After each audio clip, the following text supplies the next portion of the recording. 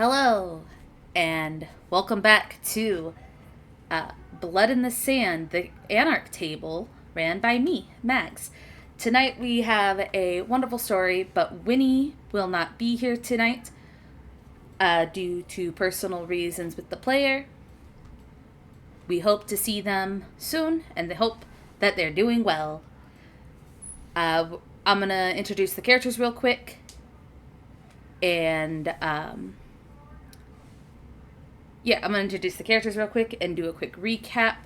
Once I, unmute myself from the group, I'll do the recap. But Joseph over here is played by Link. You might have recognized him from when we ran New Orleans by Night. He played Ulysses, and we're glad to have him back. Unfortunately, Link, due to personal life getting in the way of things, Link will have to be stepping away from the table for a little bit.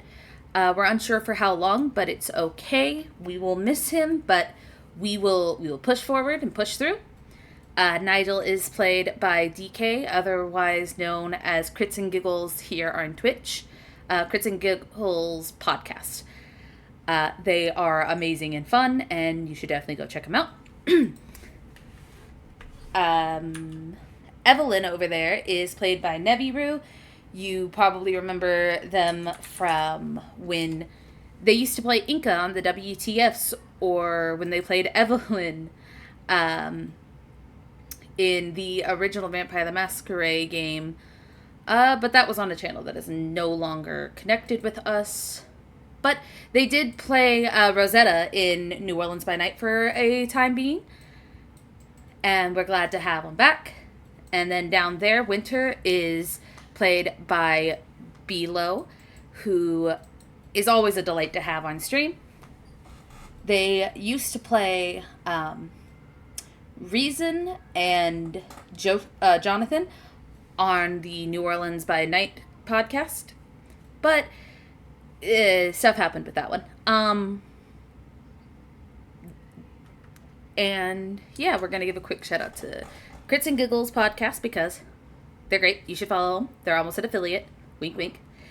And now I will give a quick recap. I'm going to unmute myself. And that is the team. It is now time for a recap. I'm unmuting so that, all of you can hear the recap of what happened last session. Last we left off on the Camarilla table for Blood in the Dust. The party had found themselves going to a tunnel to meet up with two of the Camarilla, I guess you'd call them messengers, Eric and Gabriel.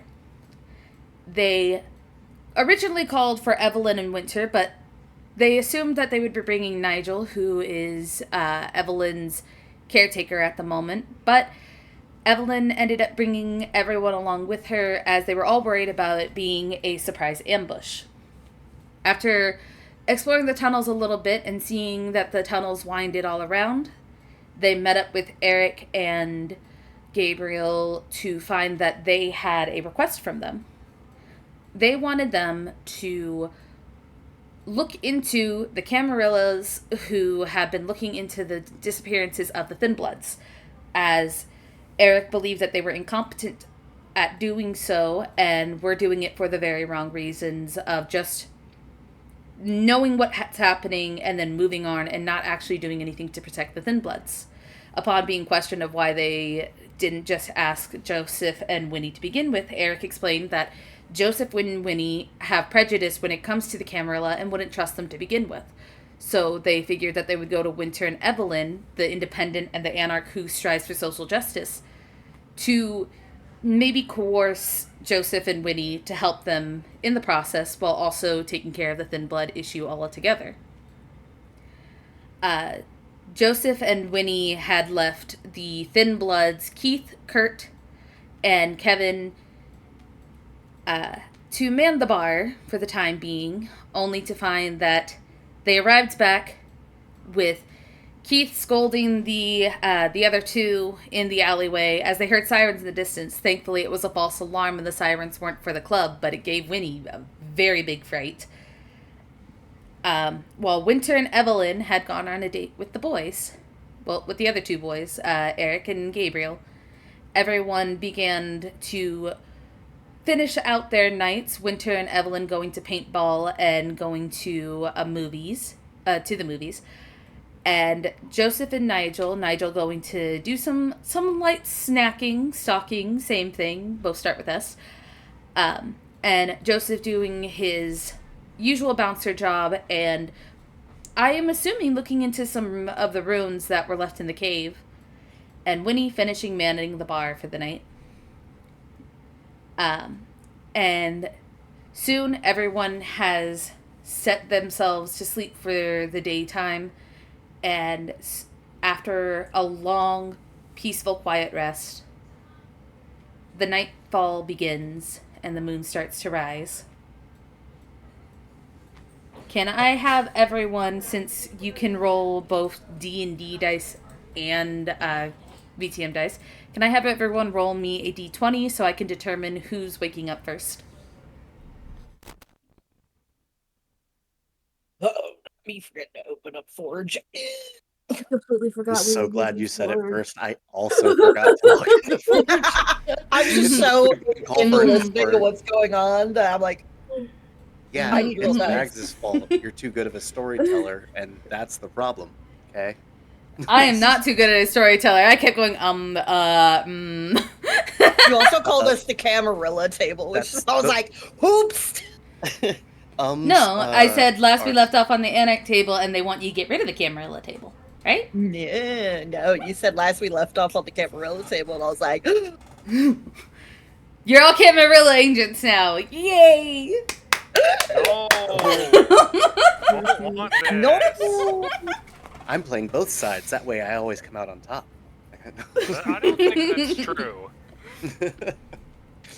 Uh-oh. It's all fun and where- games till someone finds out they've been cheated on. Okay, I want you to Hey. wait.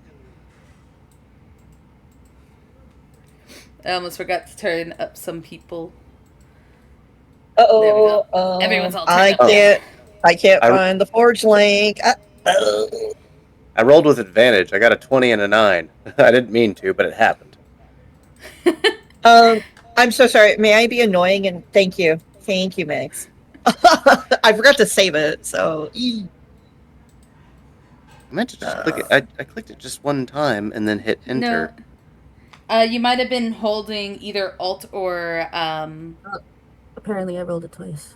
Yeah, I don't know why it's doing that for me. Like, I didn't roll twice. okay, there we go. Okay, I go last. That's a 1. Oh, Okay. So we're just rolling a. Oh, what? okay, I got a 15. Just a D20. Mm. Okay. So, first one. Evelyn and Joseph, roll one more D20 for me. 'Cause y'all tied. didn't roll for me. Yeah, you did. You got a 9. Oh, did I? It's not showing up on my chat. Yeah, I see it. Awesome. So, I love that. for me. Joseph, we'll say tonight the speakeasy is taking the night off as you have awoken to find that there is a letter from Winnie letting you know that Keith needed help with some last minute arrangements for a small party that he's having for his son and his mother, just a nice little family reunion thing. She'll be back at some point, and that the speakeasy is taking the night off. So you can go, relax, do whatever you want. Just, keep at least a semi-close eye, or keep one nostril up for Winter. Joseph goes downstairs, looks around the empty bar, and is immediately like, I don't know what I'm supposed to do now. Roll me wits and awareness. I have to roll wits and awareness to figure out if I have any hobbies? No. Yes. No, that's not what it's about. I'm sorry. I don't know anything about myself. It's all a learning experience. Finding myself like. Yeah, I'm finding myself via dice rolls. Oh, that's funny. Thankfully, you have rolled enough successes that it outweighs the bestial fail. As you look around and you're wondering, what do I do now? You hear, coming from behind the bar, a shuffling sound. I go investigate.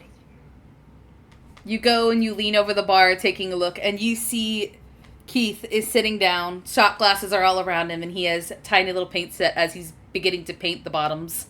And he looks up at you. Which one? I thought Sorry, Keith Kevin. was... Bleh. The names are very similar. It's Kevin. It's the Malkavian. What are you doing there, Kevin? Kevin looks up to you, looks down at the paint set and the shot glass, and goes, Miss Winnie thought that they looked pretty last time, so I figured I would do them to the rest of the shot glasses.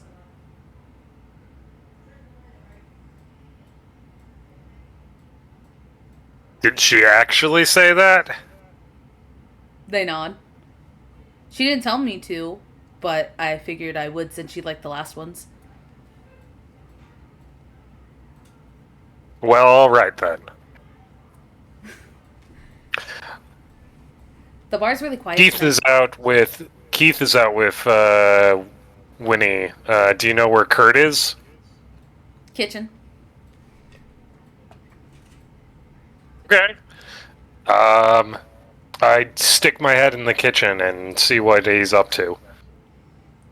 You see Kurt making the absolute most Shaggy and Scooby-Doo sandwich that has ever Shaggy and Scooby-Doo sandwiched, as he is stacking meat, lettuce, tomato, meat, cheese, lettuce, tomato, bread, so on and so forth, just in a tower.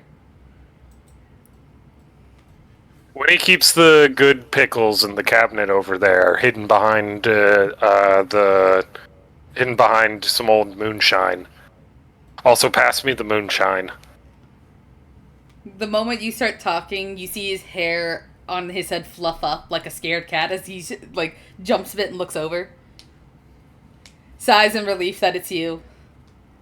Gives a smile and nod before running over to the cabinet and digging through it, finding the moonshine and the pickles, and hands you the moonshine. I take a swig from it.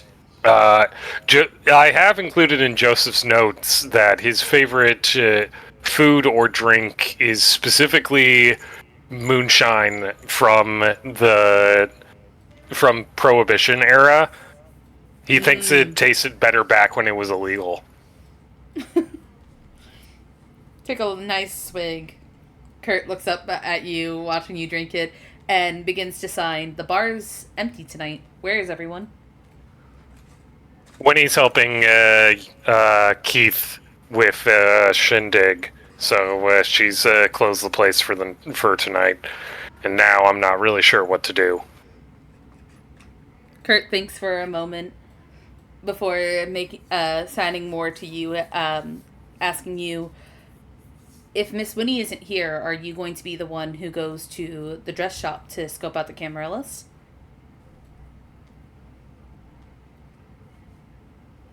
Shit, I probably should do that. Are you going to take Miss Winter? Probably should do that. Are you going to call the Thanks, whole gang? kid. I probably should do that. I reach over and I fluff up his hair. He smiles and looks over at the sandwich and looks to you and says, we'll keep an eye on the bar. You do that, kid. Alright, I go to find Winter. Alright. We switch over to Evelyn real quick since she rolled the second highest, if I remember correctly. Yes, because Evelyn rolled a 16. Evelyn. You are just waking up in your van or in the house, wherever it is you slept that night. Look at the van. You wake up in the van. You peek out. There is no sun.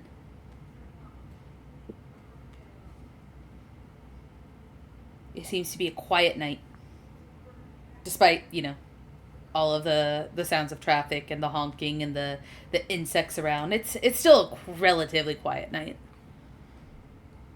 I'd say after the date and stuff, she probably would have just left it parked over by the bar. Oh, but she gets up, does her little stretches, says hi to Jennifer. Little spider waves. It might be. Lock up the van, go inside. You go through the back door. Check that in real quick. It's just like, oh, no Winnie, no Joseph. Am I safe? You slowly start walking in. Joseph's starting to head up this. You can see Joseph starting to head up the stairs, and the moment you walk in, you're walking in through the back near where the kitchen is. Immediately, Kurt turns around with a ketchup and a mustard bottle pointed at you like a gun. Kurt, that's not actually gonna hurt anybody, right? Well, I guess maybe if you aim for the eyes. How good is your aim? Kurt thinks for a moment, looks at the bottle, and they are... I gotta pull up Kurt's sheet, it's on my tablet. They are going to try to shoot you with the ketchup. I'm going to try to dodge. If you're going to dodge, then go ahead and roll dexterity and athletics.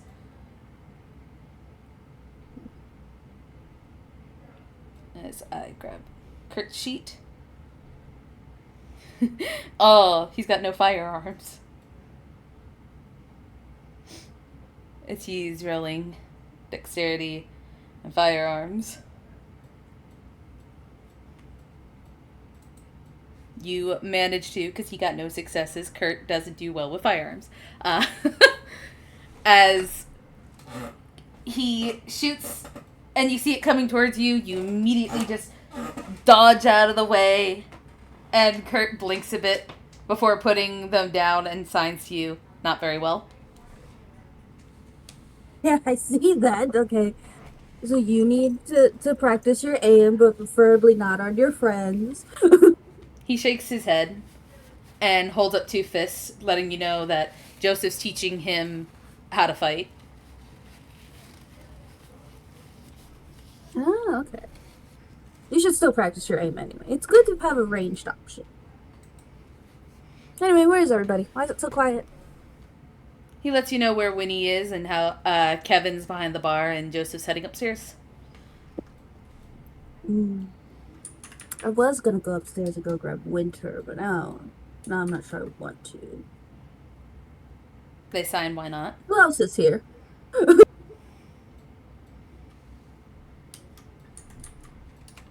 don't want to because Joseph got very mad that we went on dates with some Caramarilla guys last night, and I don't feel like seeing him judge me right now.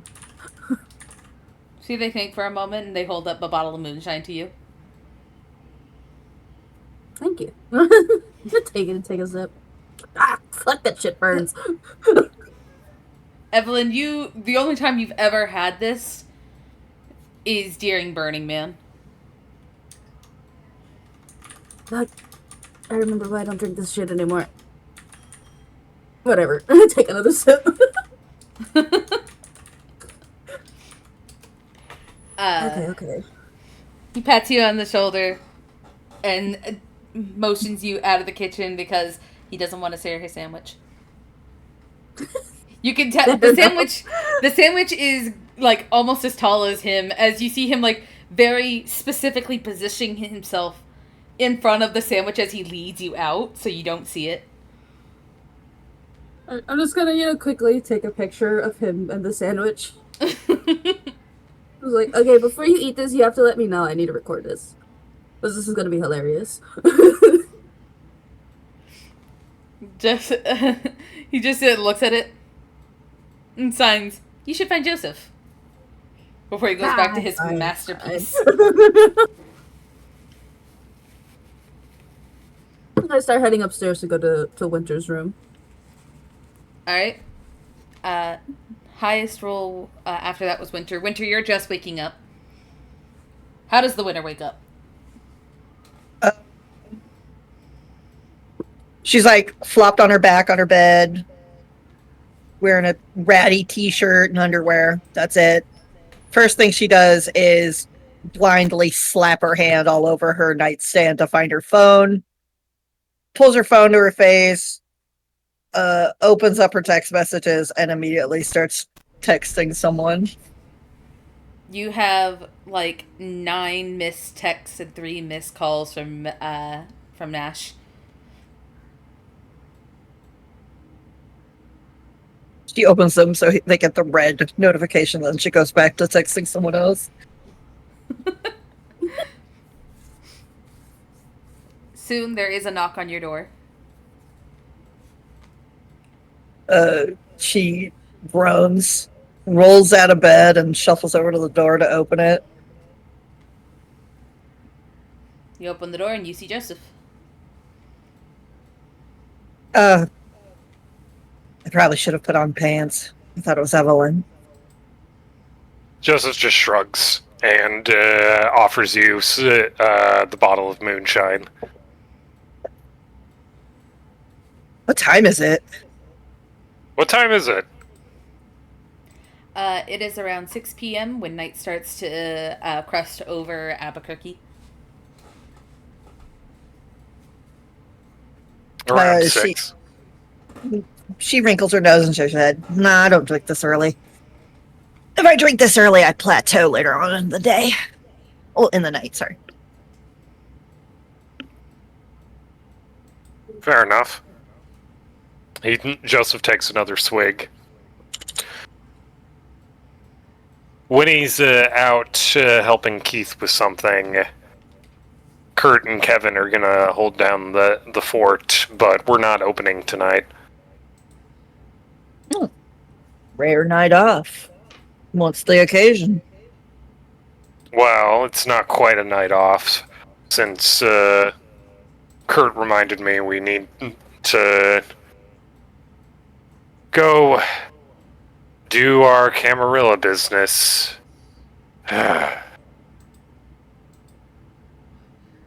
Gross. All right, Yeah. what's the plan?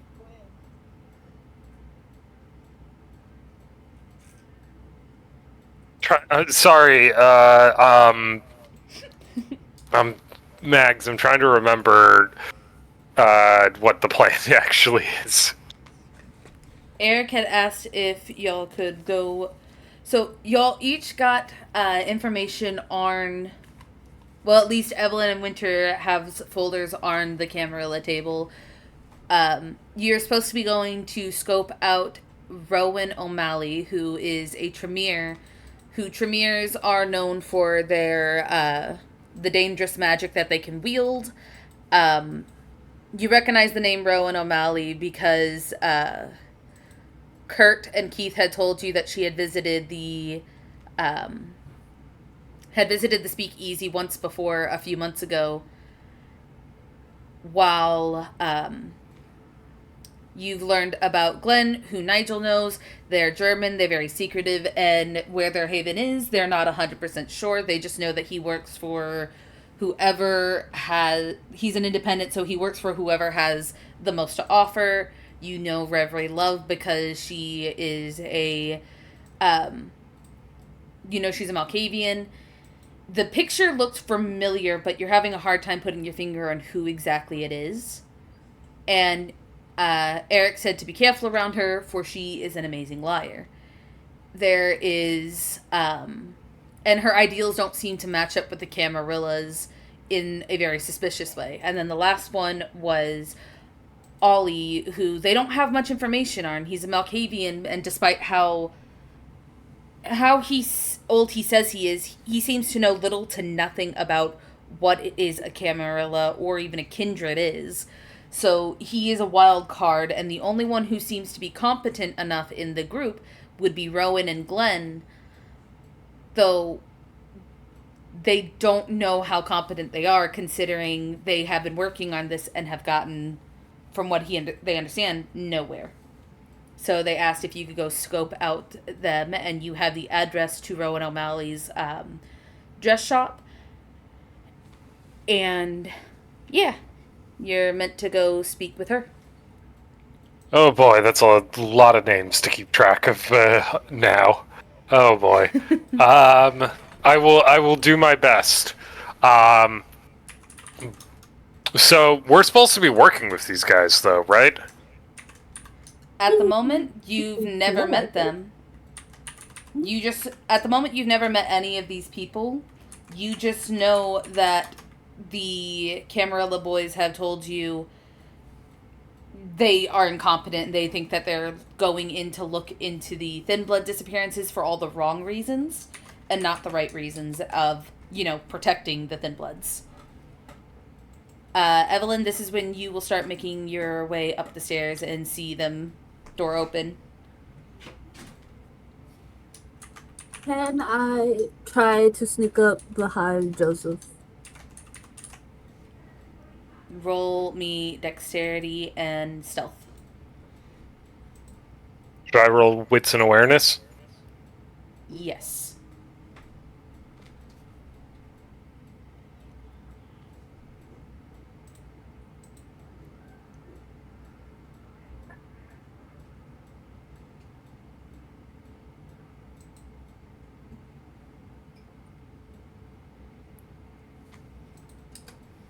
I.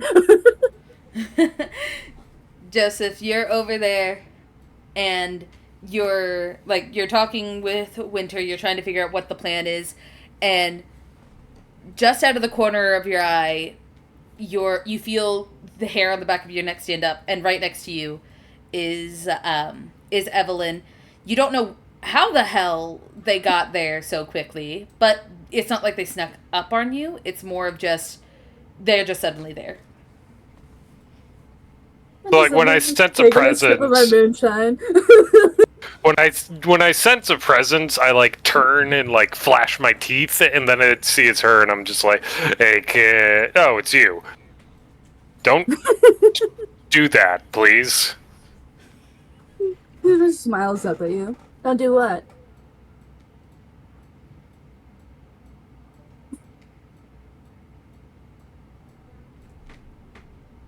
Anyway, Witcher, you ready to do things today? I'm not wearing pants, Evelyn.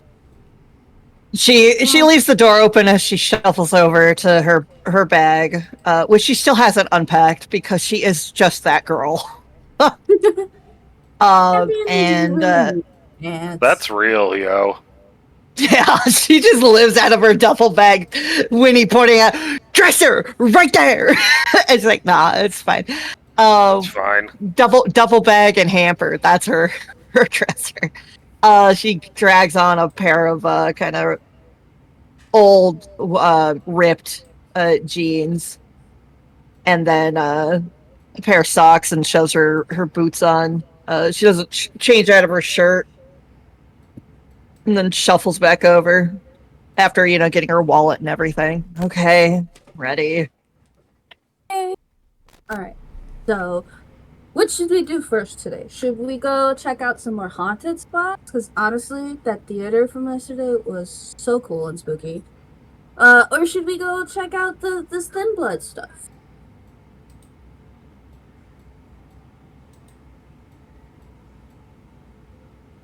What do you think we should do? I get by in life with not thinking, so I'll leave the decision making up to you. Joseph takes a bit of a breath and then says, "Since you're both here, I believe I owe you both an apology." Apology for what? For being aggravated at your friendliness with the Camarilla, for want of a better way to say that. I and my sister have not had the best experience with the Camarilla, and I shouldn't let that get in the way of trusting you and knowing that you can make your own decisions. So I'm sorry. Apology appreciated. Yeah, are you gonna come with us to go hunt down some ghosts? With that, we're going to switch over to Nigel. Nigel, Nethergrin, it is the night. It is time for you to rise. Yes. I'm rousing. It's rubbing his sleepies out of his eyes, and he's going to just tiredly walk over to his bird cage in his room, check on Alexander, and wrapped the cage bars gently. And wake up, Alexander. It's time to get up. It's well past waking up time. Come on. And I open up the cage. And As you just go to open up the cage, you find the cage is already opened, and Alexander is across the room. oh, why didn't you wake me up? You let me oversleep again. I bet everyone's up to shenanigans, and I'm just sitting here like a loaf of bread. Nigel looks at you, and there appears to be something in his mouth. Nigel, goddamn it. Alexander looks at you, and he appears to have something in his mouth. Oh, it's funny. My brain heard it the way you meant it, so that's fine. Yes, what is this you have there? Is it a note? You have peanuts? Please don't tell me you brought me dead mice. You know I don't like those. And I'm going to check for what's in his mouth and try to take it out. It appears to be your new phone. Oh, look at this! Yes. What is it? Is it old school or is it newfangled? Evelyn, did you buy him a new one or did you buy him an old school one?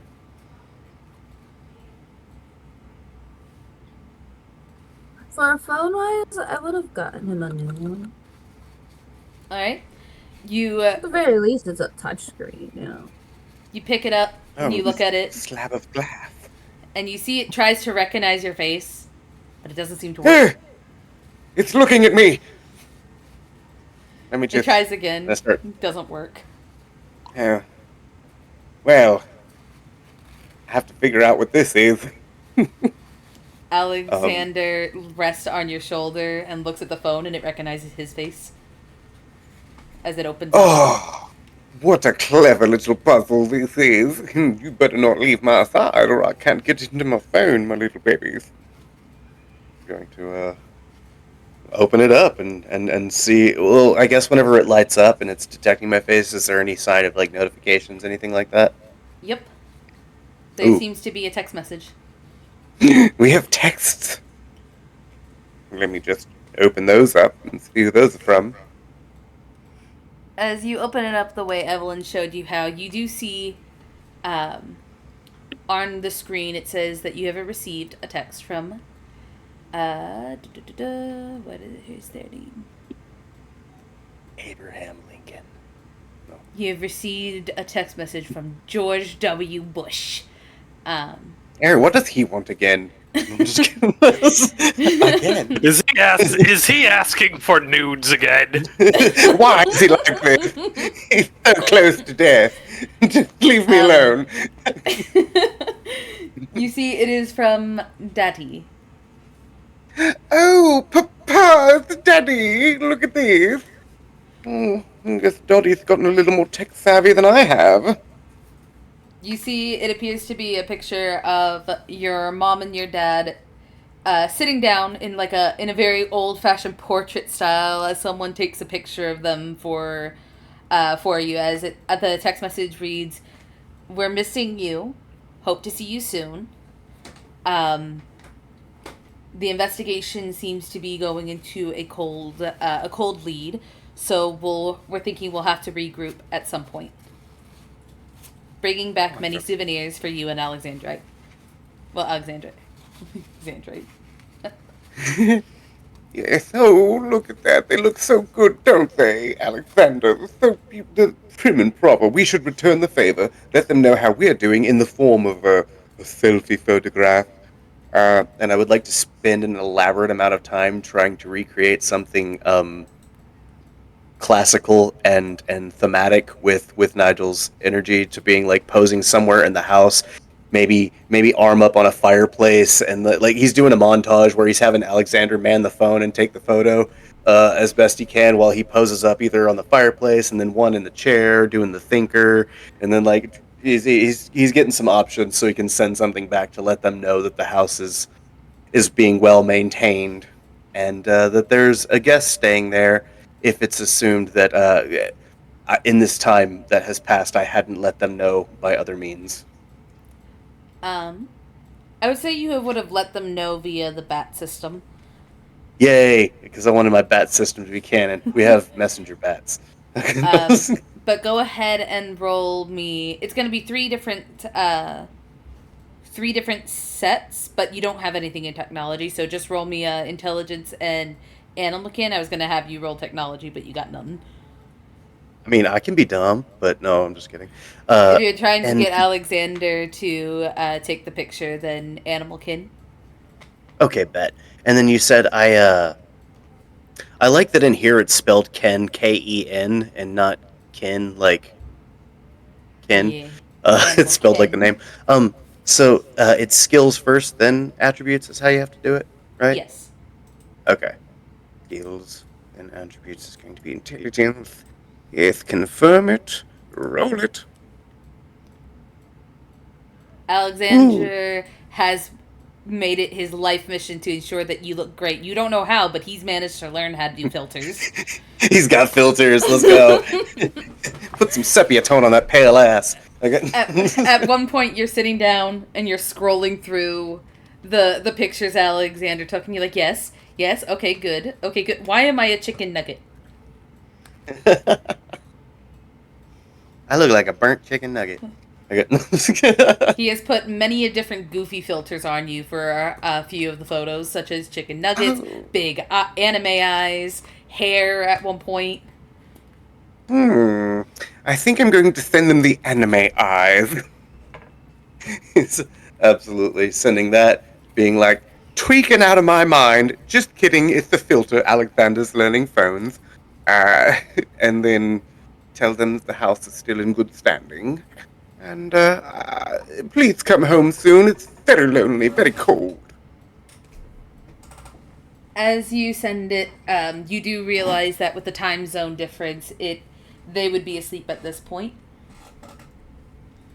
Well, so you actually, knowing Nigel, if he knew that before hitting send, he would probably wait to hit send because he doesn't realize that it's something that can just be there. Like he does realize it, but it's not at the forefront of his mind. So I will prime a draft that I intend to send whenever their time zone is closer to when they would be awake. all right. Just because Alexander looks at you. Alexander looks at you and kind of like taps you with with their paw before they go. Yeah. What do you think? Evelyn? Oh yes, Evelyn. Do you think I should text her? Is she in the Call. house? I woke up late. Call? Call her. Seems so informal. You don't think it'd be intrusive?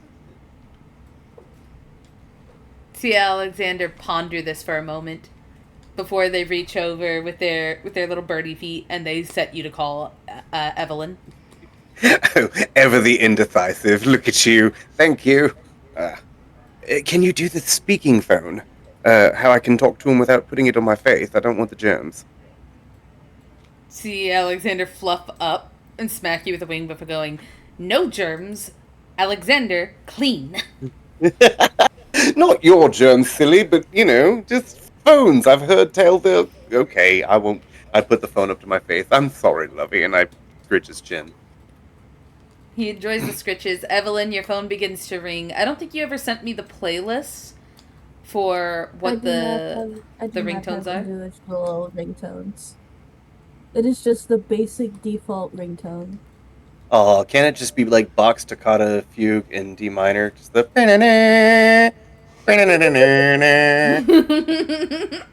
For some reason, I thought when you started doing that, I thought you were doing the final countdown. I honestly thought you were doing the whole Batman's dun-dun-dun-dun. Anyway. Oh.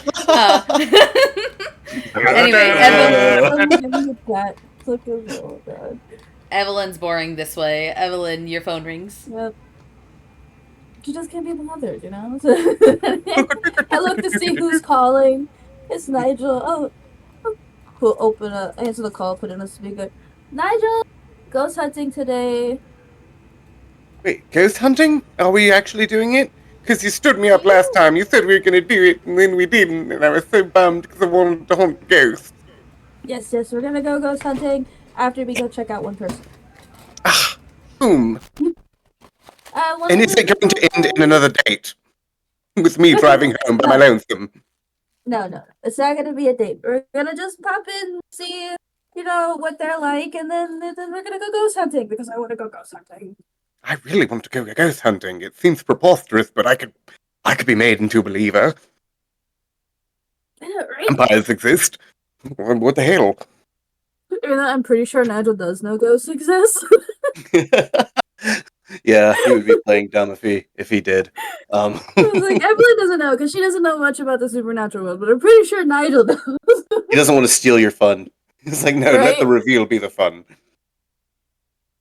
Like, okay, so we're gonna go pick you up in a bit. All right, so no horse and carriage. No horse and carriage. You guys never want to ride in a horse and carriage. It's so fun because, you can talk to the horses the whole time. You can talk to the horses. I haven't that far yet. Oh, that's fair. Yeah, no, good point. Touche. Well, Evie, then I will see you when I see you. You're coming to get me then? Yes, we're gonna come get you. Me, All right, Winter, then. and Joseph. I Right, shall Joseph, you coming spruce. ghost hunting with us? Yeah. Yes! He said yes! I love the dramatic pause that this man always decides to punctuate the end of a sentence with. It is very punctual. Alright, we'll see you in 10, Nigel. Anticipation. Yes. I love it because Frankfurt is actually part of the inspiration for this character. Okay, Frankfurt. But So, I hang up. Yeah. Nigel's gonna. Oh, he probably gets hung up on not realizing exactly how to hang up right off the bat, and then I'm gonna go pick out what I would think would be proper ghost hunting attire. And as somebody who had indulged in watching Ghost Adventures. Oh no, never mind. I was gonna dress like Zach Bagans, but no, 100%. We're doing that safari getup, camo, and fucking like just Dundee hat and everything. I got a Bowie knife in my boot, and I'm just I know exactly what outfit you're talking about. Hold on, I know exactly what one you're talking about. I look the hunter from Jumanji. I got Yeah. Well, I literally was about to post that picture. Yeah, that's exactly what it is. right. I'm gonna post the picture. Evelyn, with your wonderful van, do me a favor, and can you roll me dexterity and drive? Funnily enough, I don't have any points in drive. Oh shit! Well, it's your van, dude. No, just kidding. Well, roll me dexterity. I know.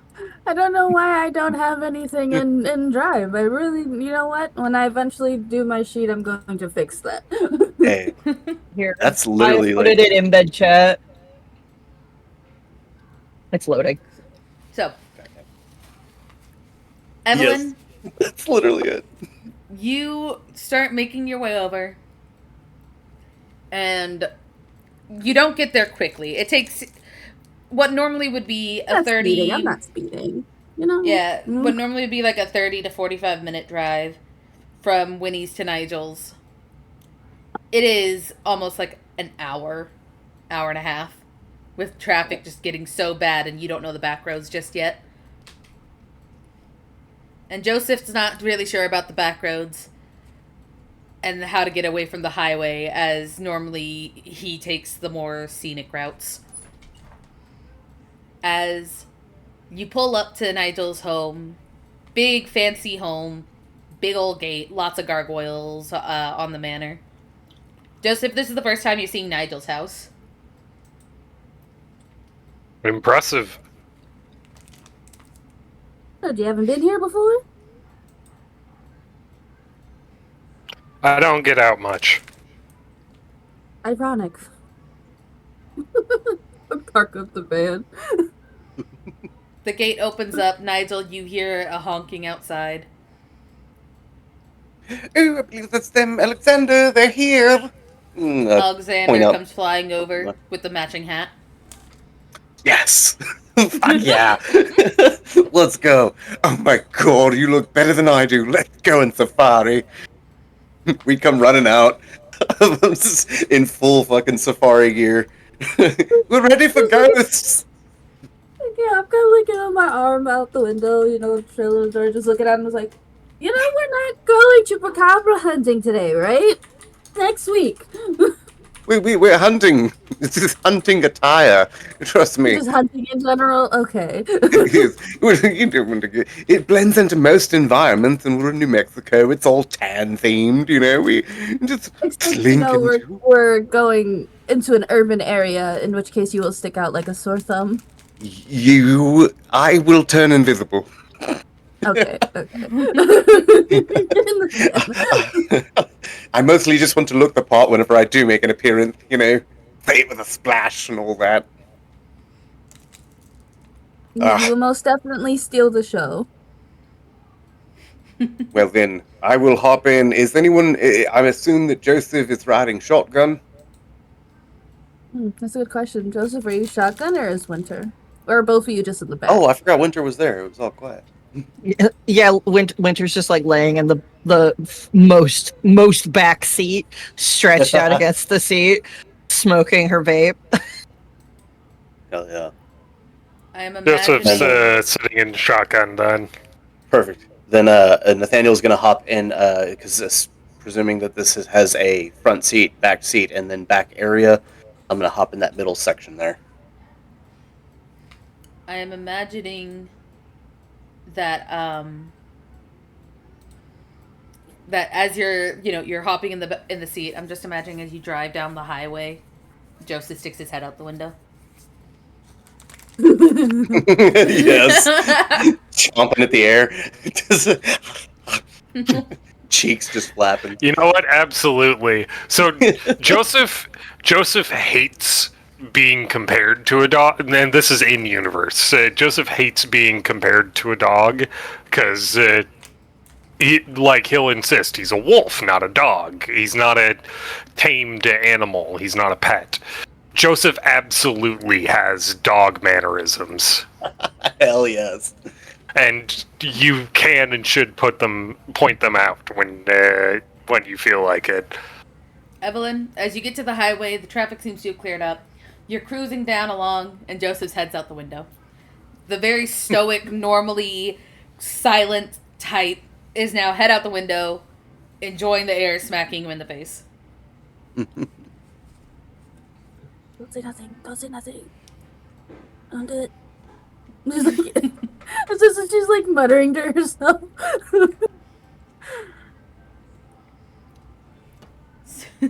Soon. He's like, okay, stop it. As you're cruising along and just taking in the beautiful night of sorry, I'm eating Gushers, and I forgot to grab a bottle of water, so I've got like candy all in my mouth. As you're cruising along, and you start making your way to uptown Albuquerque. Sorry, Old Town. Sorry.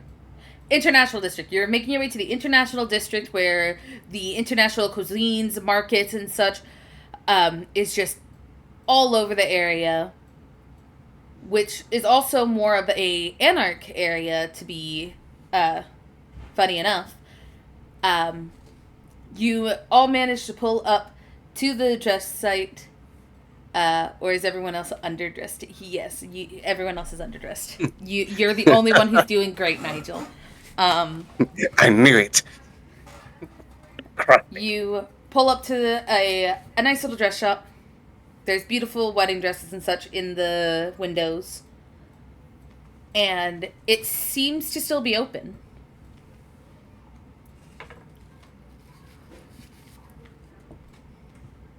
So how do we want to play this? Well, what type of dress shop is this? It looks like it's a boutique, one that does anything from wedding dresses to quinceañeras. But the prominent ones in the front are wedding dresses. This isn't here. We're not here for ghost hunting, right? This is business. This is checking in This is on business. that thing that Eric asked us to do last night. Oh, the thing Eric asked you to do last night, yes. Yes, the thing that Eric asked me to do last night. No, But it's obviously, okay. I need your expertise to do it. And obviously, I'm going to help because you're my bestie. All right, So fine. okay, so this person's name is Rowan. All right. Okay. Clearly, they run. Like, I pull out my notebook. What's their full name? Yeah, Rowan O'Malley. They run the boutique. You've got to look into them, see if they're actually capable of doing their job. Do we want to just go and talk to her? Do we want to do this sneaky? What are we feeling? Feel like if we're here on diplomatic missions just to check in on folks, sneaking in could be an option, but also a red flag if we're trying to get off on the right foot. It's also yes. As you're looking at the shop and you're squinting your eyes, the name of the shop, I had to go to my freaking thing so I could find it. The Shamrock Seams. God, why did I pick such a fucking bad name? It did feel like that. You look at it and you squint your eyes and something pings in the back of your memory and you reach into your pocket and you pull out the business card from when Rowan was there originally, and you realize you know who you are all going to see. The weird cloaked figure. Who is doing this? Nigel. No, pardon. Okay. Oh, wait a minute. I know this woman. Something. Evie, what was that? That's gonna save you a crap ton of time if you already know her. Evelyn, Well, yes, but I forgot. Names are hard. Winter barely 200 knows years them. old. Winter's gotten like a glimpse. Evelyn, you know this person to be the one who said that you had to make an appearance to meet the prince a while back. She was the one who came and gave you the notice that the prince calls for you to visit. So you know of her, but you haven't spoken like with her. Okay. So, like, we talked just that one bit. I didn't catch a name. Yeah, you didn't really catch her name. She gave Winnie and Nigel her name and gave them her business cards. You just know she gave you a letter. And it said, come say hi to the prince. Got it. Okay. Did you ever share that with Nigel by chance, or no? Probably they would have said, like, hey, I gotta go see the prince. If so, then he would lean towards you and be like, just over, because we're still in the car. I'm just like, you doing that donkey when he's doing the sound in the back, and he's like making that little pop sound. It's like that, but I'm leaning my head up to the front seat, where Joseph and Evie are, and I'm gonna be like, So, are we meeting the prince at a dress shop, or is this is an informal meeting to arrange the meeting to meet the prince at a later I date? met the prince forever ago. Oh shit, my memory's fucking foggy. Oh, Nigel, you're so old. I keep writing and writing, and none of it sticks. Well then, I say we just fucking run off into this place, and maybe they have something that you all can get dressed into because we're going ghost hunting and none of you look like the part.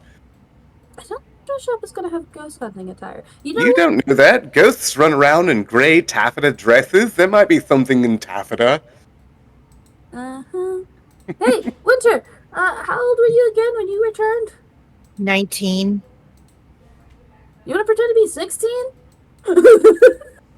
Winter, Why? looks around and looks at herself. She goes, I already look 16. I guess I'm doing well. Perfect. Let's go get you a quinceañera dress. Isn't that Ugh. 15? Quinceañera is 15. Haha! It's in the name, quince. Because I don't know Spanish, dude. Well, shit. Now who's old? Wait, no, I'm still old. What? Why do I have to wear? I'm not putting on a dress. I'll be the one with the quinceañera. Rocky ones in there. I don't think she's gonna believe that. Nigel, What? honey, You don't think I look 15? no. No. Yeah. You don't know. You're also not a girl. I can be a girl if I wanted to. Let's do this. It's gonna be great. It's gonna confuse the hell out of all of them, and if they're proper fashion designers, it'll inspire them to make a dress that Exactly. even he could look good in. I need a quinceañera dress. I've conformed to being Hispanic, and I would like to honor my culture, even though I'm from London. All right, let's go. Or we can just talk to them like normal people. I feel like that's the safer bet. Nah, let's have fun with this. All right, we're gonna go in and pretend that it's our quinceañera. That's Nigel's quinceañera. Yep. Yeah, it's. Joseph, you'll play the part of my father. If you'd be so kind. I'm very proud of you, daughter. Yes, exactly. You're crushing it.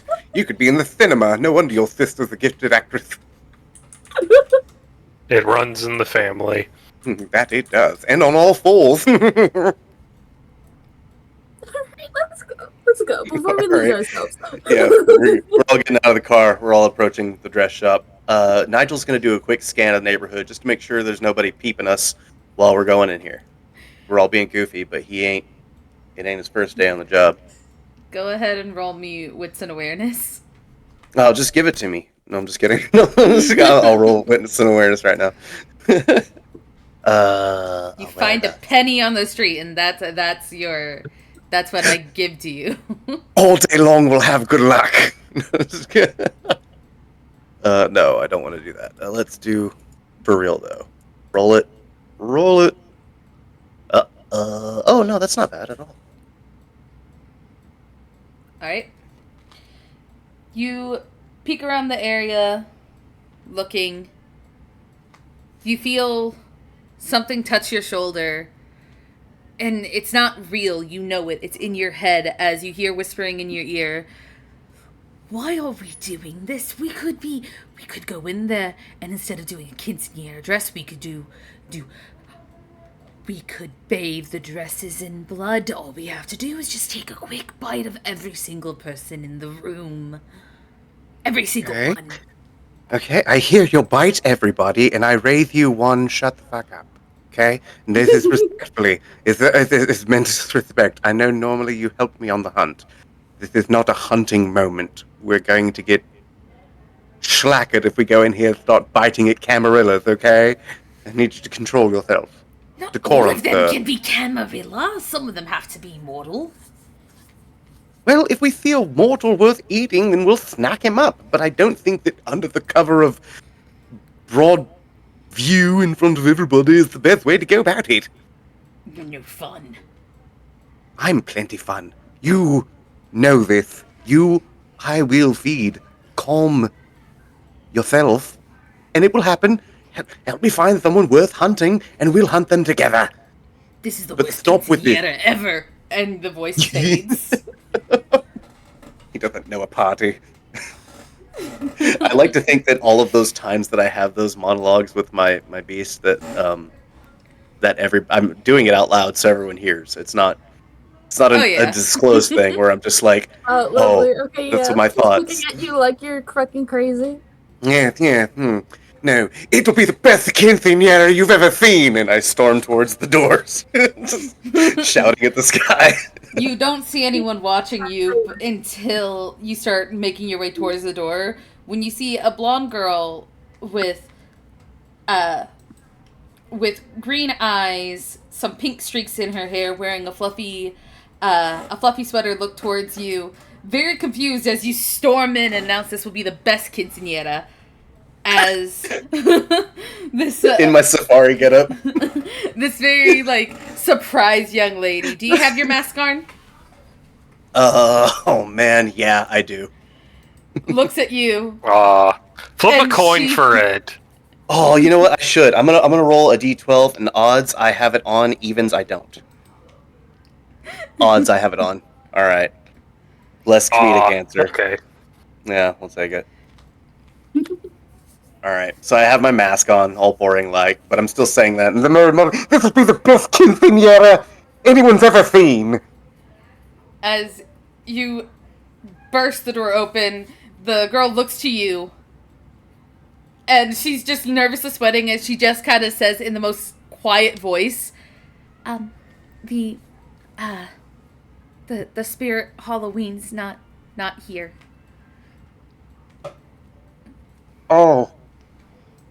I don't know if... What? Coming behind Nigel is like, I'm sorry, did you just insult my daughter? With this getup? Yeah. Oh. I assumed you were here for a spirit Halloween thing. How could you? Alright, I my thought you daughter meant- is beautiful and she just wants a fabulous dress to match her fabulous personality. I'm turning 15. Uh-huh. Yeah. Winter slipped in, and she's kind of she's poking through the dresses. She looks like a 15-year-old. Possible dumb question. Does this person we're talking to look like a kindred? I was gonna ask that question, and so I'm glad you did. those who want to see if you can tell if she is a kindred, Mm-hmm. roll me wits and investigation or wits and awareness. Investigation and wits. I actually do have some dots in investigation, but not as much as awareness. Ooh, that's not great. Hey, that's a crit, right? Is it All those dice and only No, one. not on mine. I think on Joseph. Who's the second one to roll? Yeah, I got Joseph. 2 with the little stars. I that is a think- crit? Hell yeah, let's go. So you got 6 successes because you critted. Evelyn, you can't tell. You're just too busy acting up the part. Nigel, you think that you're pretty sure this isn't a kindred. You're pretty sure this is a mortal. Joseph, you get one whiff and you can smell that this is a ghoul.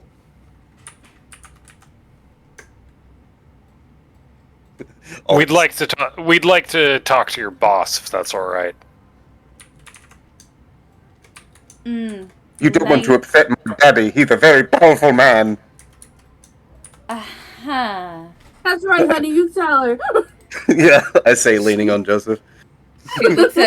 She looks to Joseph and she just says, I'm assuming night walkers. The chick is up. Joseph How they know? Joseph just flashes her a very toothy grin.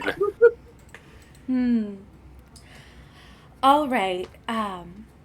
Private or public conversation?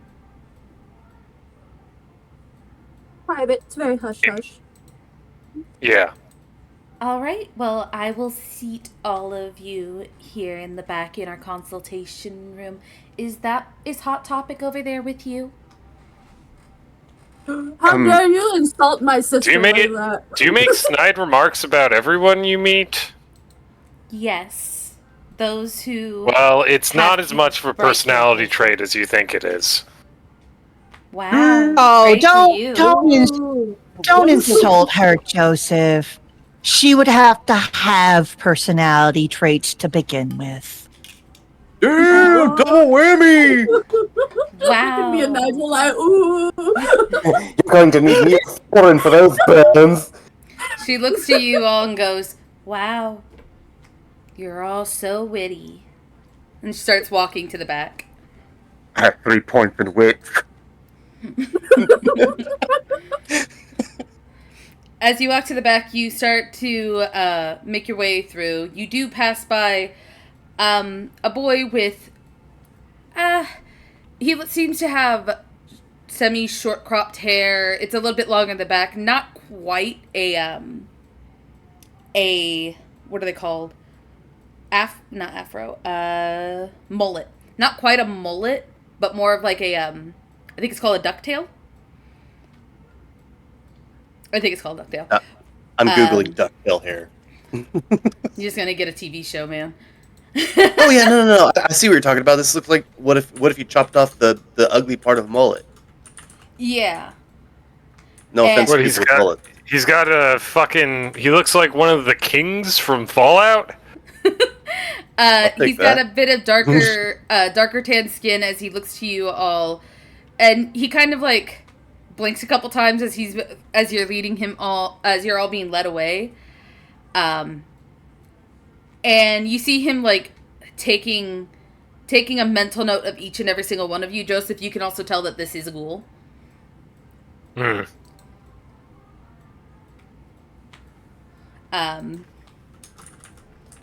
As you all make your way back, and she takes you to a room, seats you down as she seats you in it's a very nice room. It's plush. It looks like one of those rooms that you would try wedding dresses are. And as she goes, "I'm gonna go get Miss O'Malley. Do you, any of you, need anything to drink, to eat? Perhaps some dresses for the daughter to try on?" I would like some You know what? papaya. Some dresses would be nice. We came all the way Cool. here. Might as well see a couple of them. Cool. She looks at Joseph as she looks at Joseph, then to Nigel, and says, "Who's all trying them on?" Well, it was my quinceañera. What? Are we? Hold just a moment. And I turn back to the to Evelyn, and I'm just like, Are we still doing the bit? There's Yeah, no are we point in- keeping Yes, kayfabe we're or still what? doing the bit. Still get the dresses for my beautiful daughter here. Quinceañera. And Mommy says I can have whatever dresses I want. She nods a bit and just goes, "Okay, I'll have Tyler come and get your sizes." And she starts walking out. I'm 6'2", if that helps. the average 15-year-old height. She closes the door. I mean, my in real life sister was 6'2" when she was 15. So, finger Well, ends. then see, that validates my story.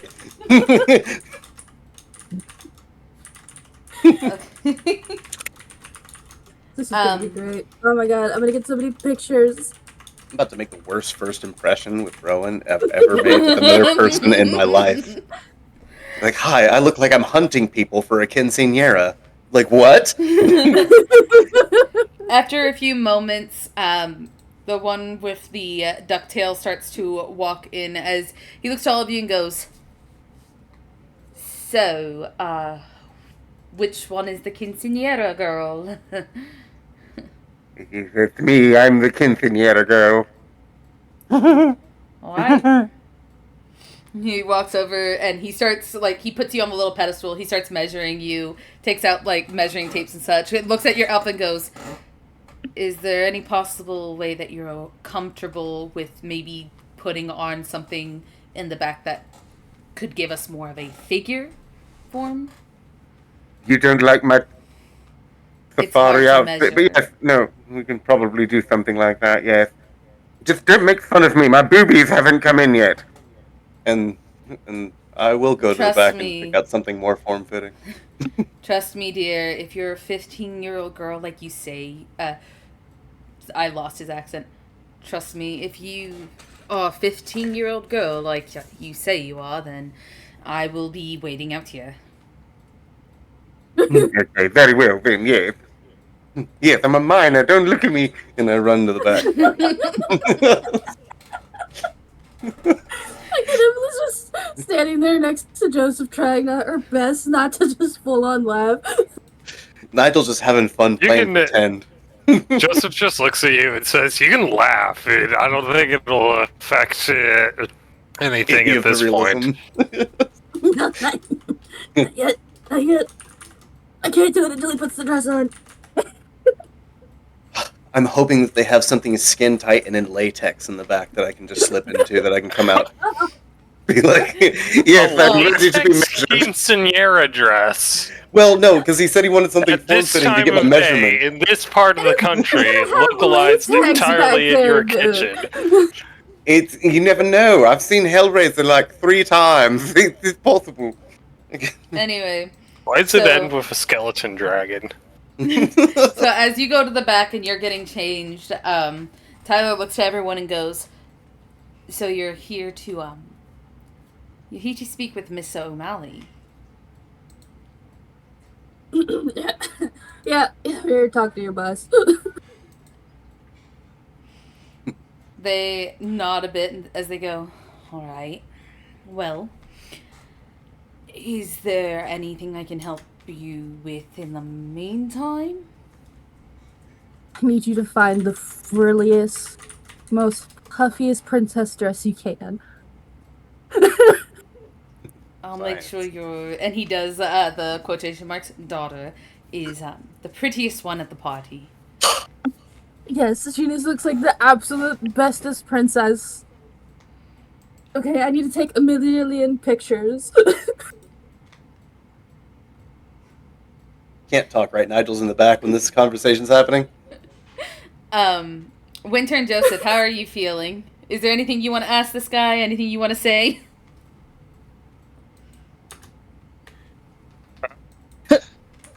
No.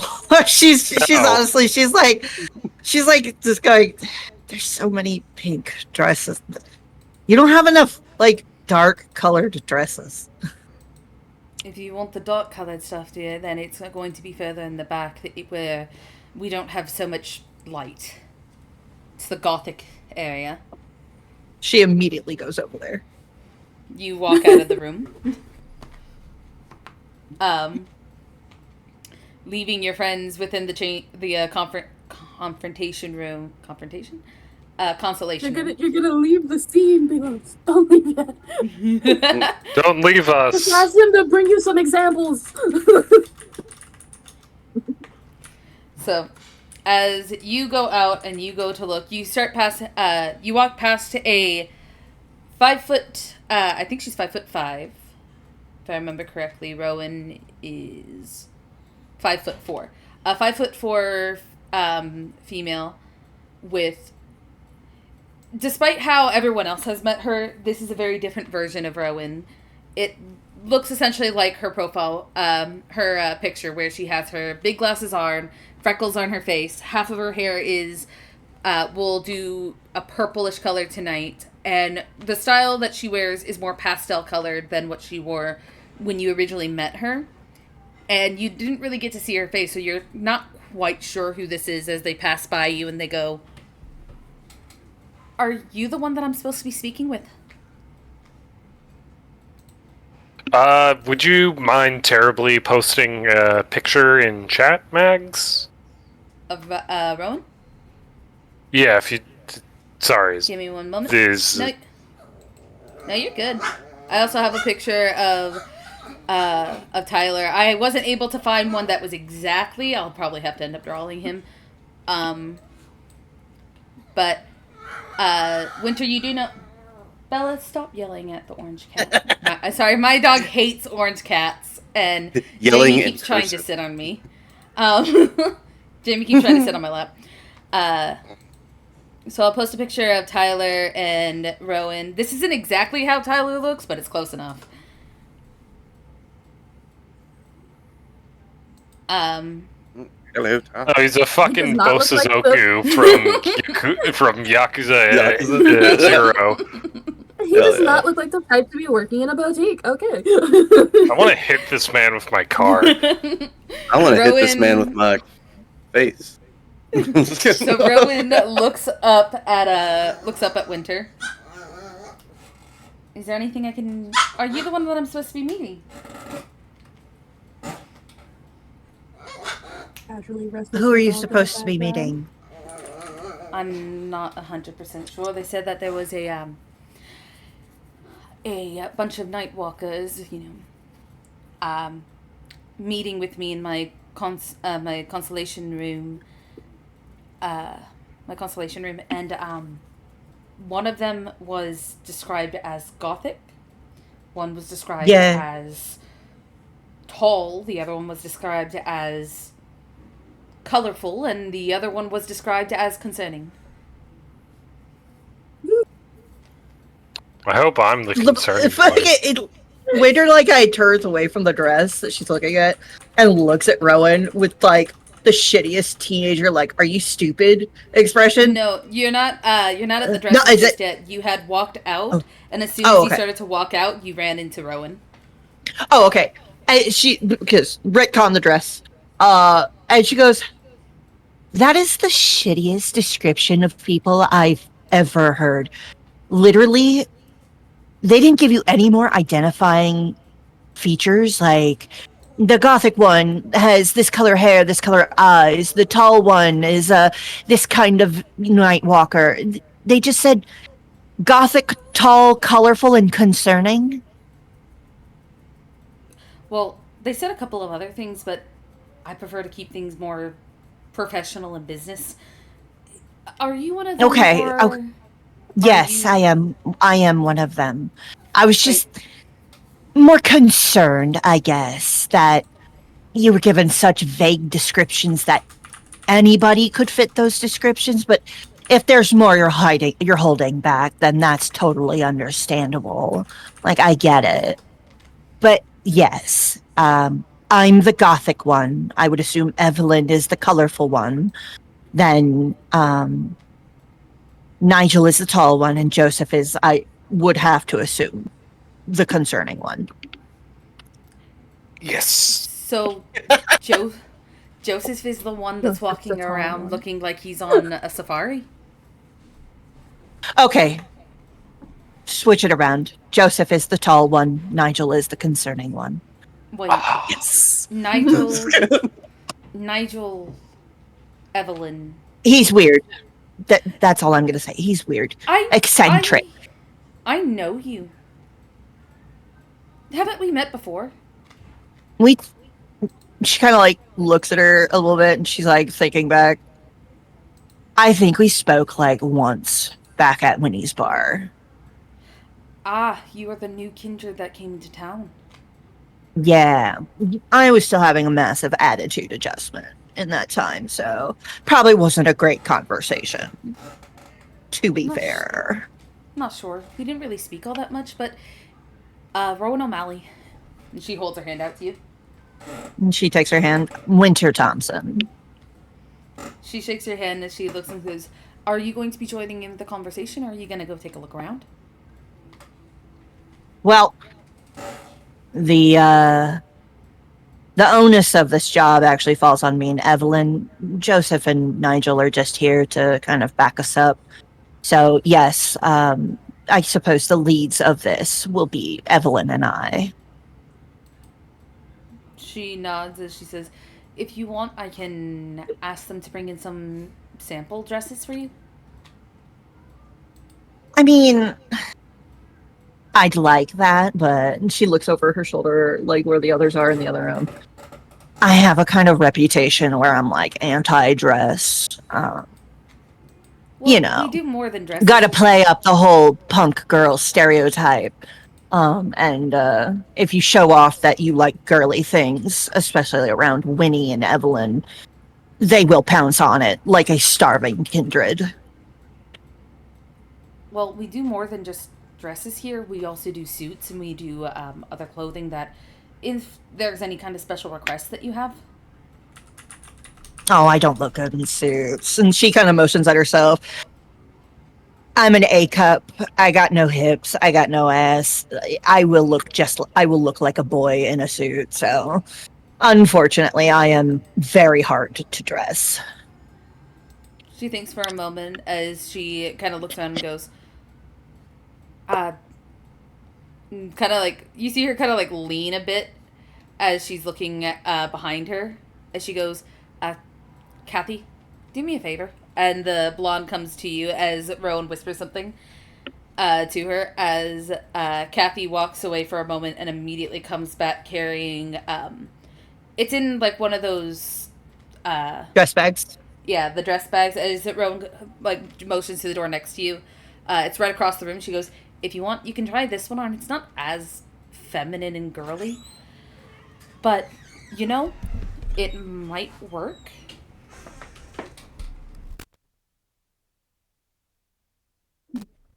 After the Sometimes meeting, I I'll see try it. it on. We can see how it looks. I mean, I don't think I really have anything else to do after this, so. She nods and she says, "We'll have it waiting in the room. You know, just so that they don't see it." Sweet. Cool. Anyway,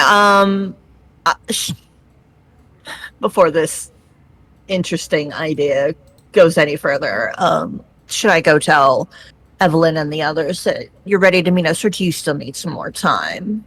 No, I was on my way to meet all of you anyway. Okay, we can go in together.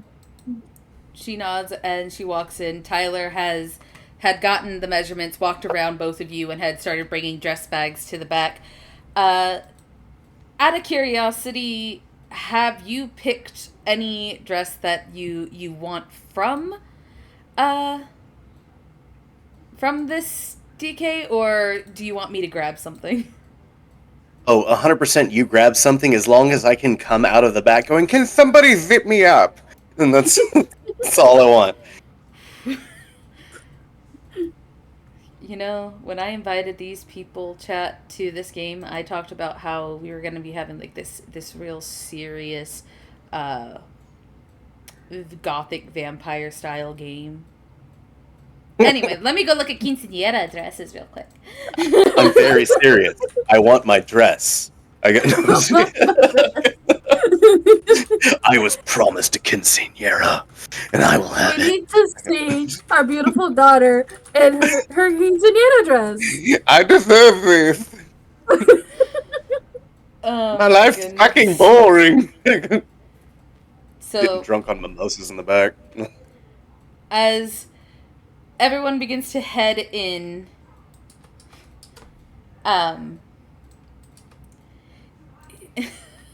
Nigel, you had I just keep getting hooked on the freaking "can someone zip me up" part. Did someone zip me up? I'm helpless. So, as you are over there and you're waiting, you had gotten your measurements taken. They had something of leotards, essentially, to be measured out in.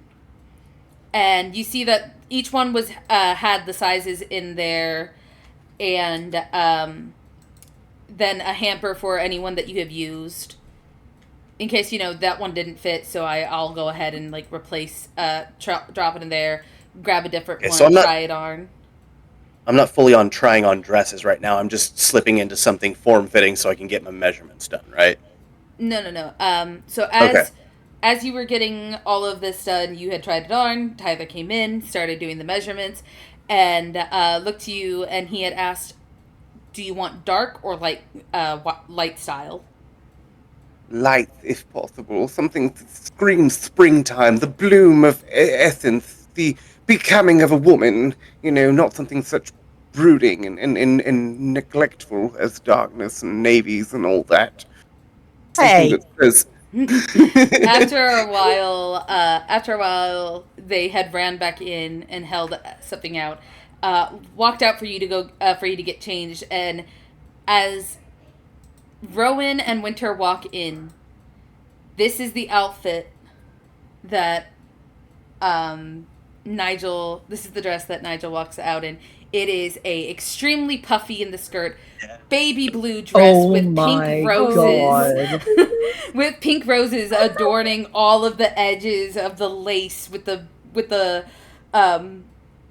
chest bit, a no sleeve, off the shoulder lace sleeves, just glittered and pink and corset style for the what is it, the bodice? Is that what it's called? I think so. The Bodice? bodice. Yeah, Bodice. bodice. With the bodice, as Nigel walks out. Nigel, Can someone zip me up? And please tell me the tiara's with it, because there's Yep. tiara in the screen. Obviously. I was Okay, gonna ask. yes. It's a Why do I continuation, feel obviously. I don't know if anybody's seen Big Bang Theory, but when Amy Yes. gets the When she comes tiara, out of her... no, it's no. a tiara! Oh, it's a tiara! Put it on me, It's a put it on tiara! me. Yep, that's what I Yes. feel like. Like the stylist is like, oh, I think this would go well with you, and he's like, I don't really need accessories, and he sees it and has an absolute freak out over the fact that it's a tiara. Put it on me! Put it on me! Yeah, I am taking so many pictures like a proud mama. I'm doing twirls and showing my ruffles, and I look back at Joseph and it's, how do I look, Daddy? Like, go on, Daddy, Beautiful, compliment my beautiful, daughter. dear. Yes, and I curtsy. Rowan hears Witcher just say under her breath, I really should have had that moonshine earlier. So that's that concerning one I was talking about. That's she motions to them. She's like, that's Nigel. She motions to Evelyn, and Joseph. They're role playing as his parents, and Nigel is a 15-year-old girl today for her Nigel? quinceañera. You do the We've biggest. kind of overcommitted to this bit. If you'll help us, please. Nigel, Please, you help us spin, and as you spin for that last time, you stop and you just look at Rowan from across the room, and she's just staring at you. I will freeze dead in my tracks.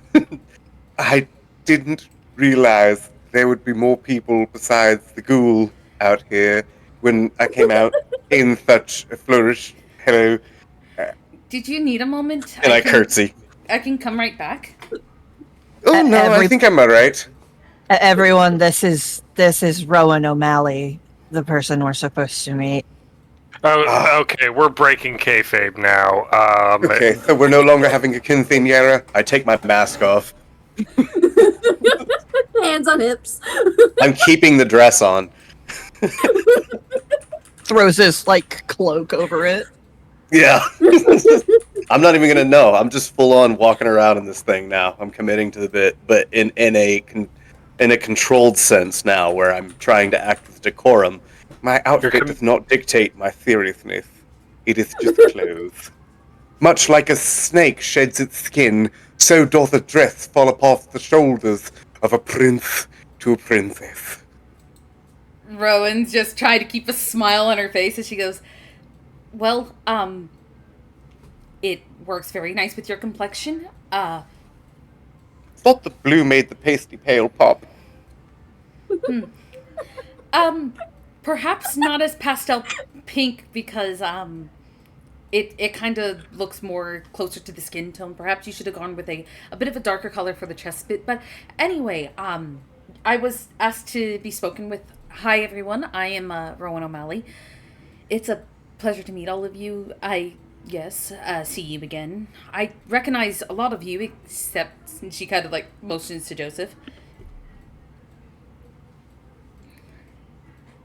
I don't recognize you. Haven't you been to the speakeasy? Yes, but you weren't there. I spoke with your sister and a few of these people. I might have been a bird at the time. He does that sometimes. I'm wiping tears out of my eyes. See, man. she takes a clipboard from her, she takes the clipboard that she's holding and kind of looks at it and lifts one of the pages and goes, yes, Gangrel, if I remember correctly. You've been keeping notes on us, then. Of course I have. You're one of the speakeasies one of the only places really that allow Thin Bloods to just be there and exist, so I make it my job to know where the Thin Bloods roam around, and that's...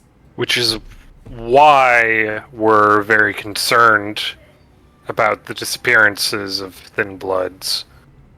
Some of Right. these Thin Bloods are our customers, and we do not allow our customers to come to harm. Right. I'm sorry, you look really familiar, like I've seen you somewhere before. Winnie's your sister, correct?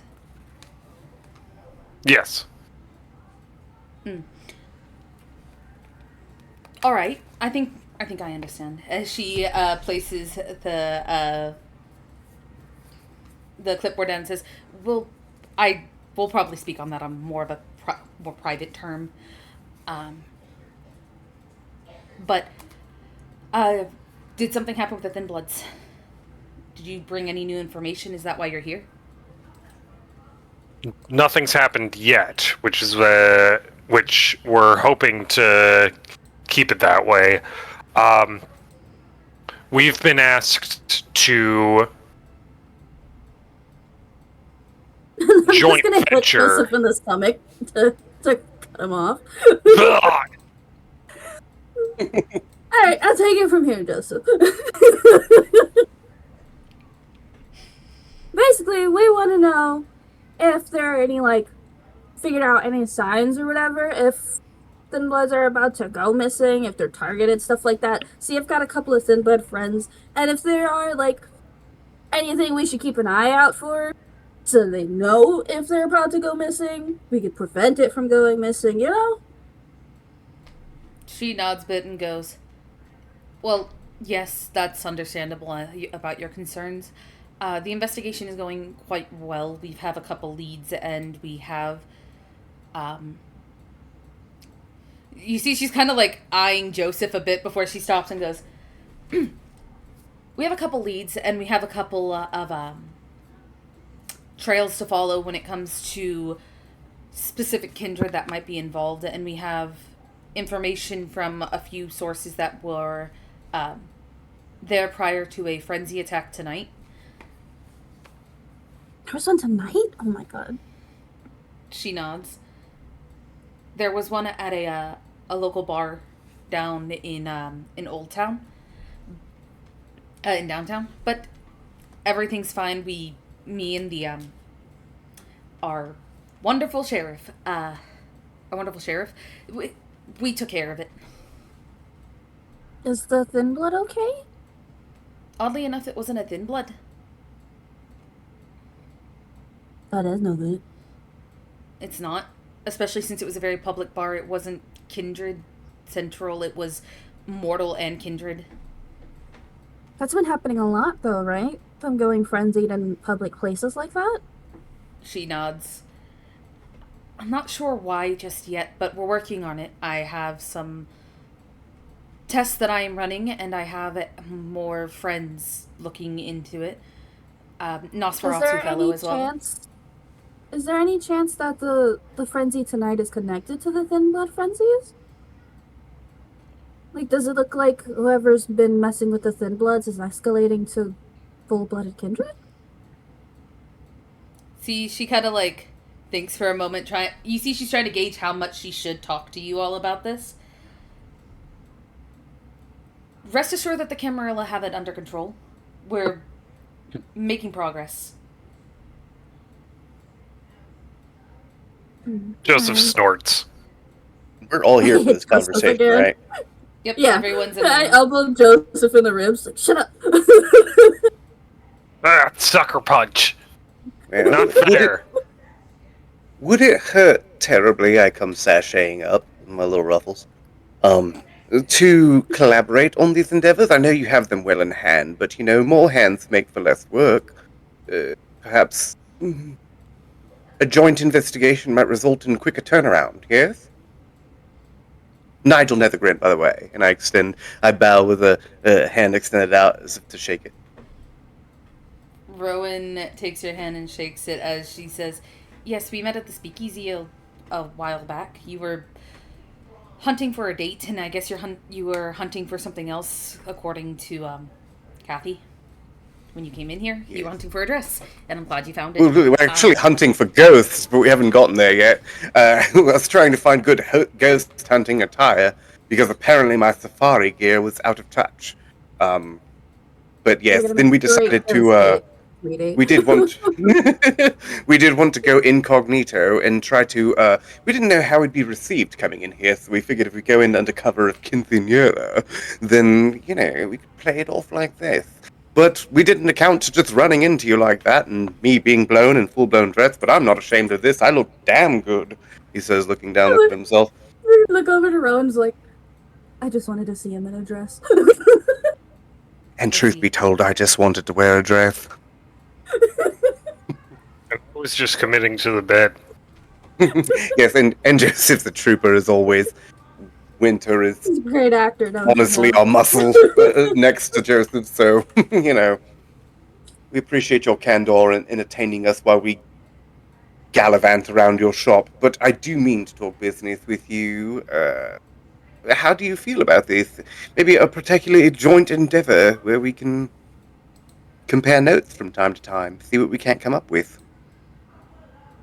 See, she thinks for a moment as she says, I'll have to talk with my coterie and see if they're willing to partner up with, and obviously no disrespect, but she kind of looks at Winter and Joseph. Camarilla and Anarch aren't really known to work together. Well, You can see why this is hard for us. And I'm not particularly an Anarch. I'm an independent myself. And I'm also, ask Glenn about me. Glenn knows me. They'd probably put in a good word. You know Glenn? Yes, no, we're friends. We have tea sometimes. He actually has one of my favorite vintages on deck at all times. IQ's over 150. It's a blood I normally abstain from, but under his, he always keeps some on tap for his boy Nigel, So. So you like the intelligence? I abstain from the intelligent, but they are the most delectable, yes. You see, she takes the clipboard and she flips pages and starts writing that down. All right. Good to know. Nigel is taken aback that she's taking notes on this, and he reaches instinctually into a trench coat pocket that isn't there for his notepad and is left defenseless because he can't write any of his own. He's like, oh shit, I see him taking notes, are we? Can you just write down that Rowan takes notes? I just like that detail, and I want it noted for later. If you could just put that in your notes. Got it. You have to show me later how to do this with my phone, so I don't have to do it on paper all the time. I'll show you where to hide your phone on dresses too. Yes, of course. I'll talk with my coterie and see how they feel about teaming up with all of you. We probably couldn't tell the prince that there is a collaboration happening with all of us. I'm not sure how the prince will take to being associated with the Anarchs in a business like this. I mean, he doesn't. We can keep this. We can keep this off the books, though. And Joseph glances down at her notepad. I don't know if you can. She looks at Joseph. You see, she flips a page and starts writing. It's like, darling, stop being crass right now. Stop being rude. To be fair, still like playing into the family bit. I believe that ship has sailed, Evie. We should. I don't think they're buying it. Since we've met before, and they know that we're not in this dynamic. It's almost an insult to her intelligence. If my coterie agrees to a joint collaboration with all of you, then I will be more than happy to share any information that we find. The sooner we get this done, the quicker I can go back to my own business. You don't have to tell the prince or whatever. We're not doing this for credit, or at least I'm not. Me and Nigel are doing this for our friends And we're dragging the other two with us because we're bored. I So see. really, you're just collaborating with independents, not the other. And we're supposed to be hunting ghosts, so Yeah, we hunt ghosts on the side, yes. yes, we're supposed to be doing that. But we just so we're stopping by here first. This is step one, and like the prince wants this business solved anyway. Aren't we supposed to?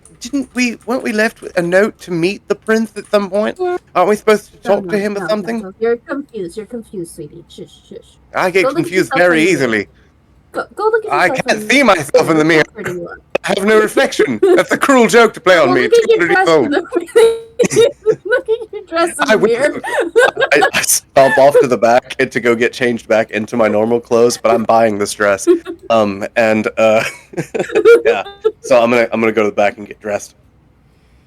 All right, as you're getting dressed, she nods a He's bit. confused. Don't worry about him. She nods a bit and goes, "Ghost hunting."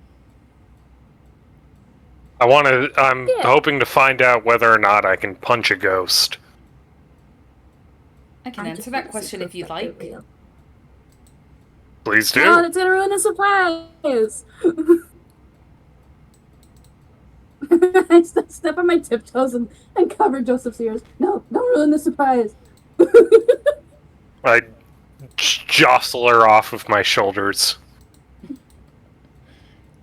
Well, It's like we have to find this out on our own. she nods a bit as she says, "All right then. I guess here." And she rips a part of the paper on her clipboard on the very last page as she writes something down and holds it out to Evelyn. You can check out Nope Hill. Or otherwise known as Haunted Hill. Ooh. There's a lot of local legends over there, and many restaurants and shops and such are. It's known as a haunted neighborhood, essentially. Perfect, thank you. She nods a bit and looks at everyone. Is there anything else y'all needed? Check in on that, cause a little chaos. Yeah. Did you want to try any more dresses? I think Nigel is going to get. Like the people's counting. Nigel's going to get that one. He seems to really like it. I might show up one day if I ever need a pretty dress, though. The dresses here are actually really gorgeous. We also make custom dresses and custom suits, and she motions over to Joseph. And other styles if you're looking for something not so extravagant. Joseph, you would look so good in a suit. My sister's been trying to get me in a suit since 1925. Okay, what about not a full suit, but just like the pants and the shirt and the vest? And I think You at seem this to point be- Nigel comes out and it's not in his safari clothes. You seem to be more of a Nordic fanatic. You could say that, yes. To put it mildly. We can make more of a Nordic style clothing if you'd like. And you see her go over to a drawer as she opens it up and she pulls out a book and starts flipping through pages. We've had a couple of interesting wedding themes throughout our time, and one of them being a Nordic, almost Viking-like ceremony. As she hands you the book, and I'm going to put in the embed chat, you see this style of... It looks like a fairly nice suit, but with Nordic tones and a bearskin cape, chains wrapping around it, a cane to go with it, and the bracelet and everything. Oh. You guys are great. This looks so cool. Joseph claps the book closed, just looks at her and says, I'll take two. Do you want different colors or all the same But color? he's gonna be so happy. Maybe one in like a navy. She writes it down and nods. As you see, she takes out a form. She nods as she starts writing down and says, "Did you want any embroidery of Nordic runes on it?" Absolutely. And she nods, keeps writing, and says, "Anyone else?" While I'm taking down requests. You want anything, Winter? I'm sure they can make something in your style. Meanwhile, I'm texting Winnie, like, Joseph's getting a suit. Joseph's getting 2 suits. I'm just kidding to see. Nah, I'm good. I'm more of a jeans and t-shirt kind of girl.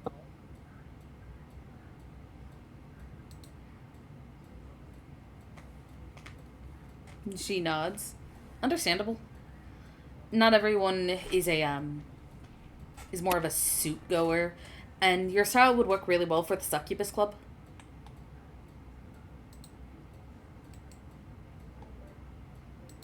The Succubus Club? She nods. It's it's not hosted here in Albuquerque, but it's one of those it's a nightclub specifically tailored for Kindred. Oh. That's neat. Do you It's- know where it is? I might visit one day. I think at the moment it's in California. How is it like one of those mobile ones that travel around? It's not mobile, but it gets hosted in different areas from time to time. Oh, okay. I'll keep The an only ear way out for that. to- Thank you. The only way to get invited to it, and it's Camarilla, Anarch, and anyone in between. You need to know someone who knows about the Succubus Club in order to give you the location of where it's going to be held.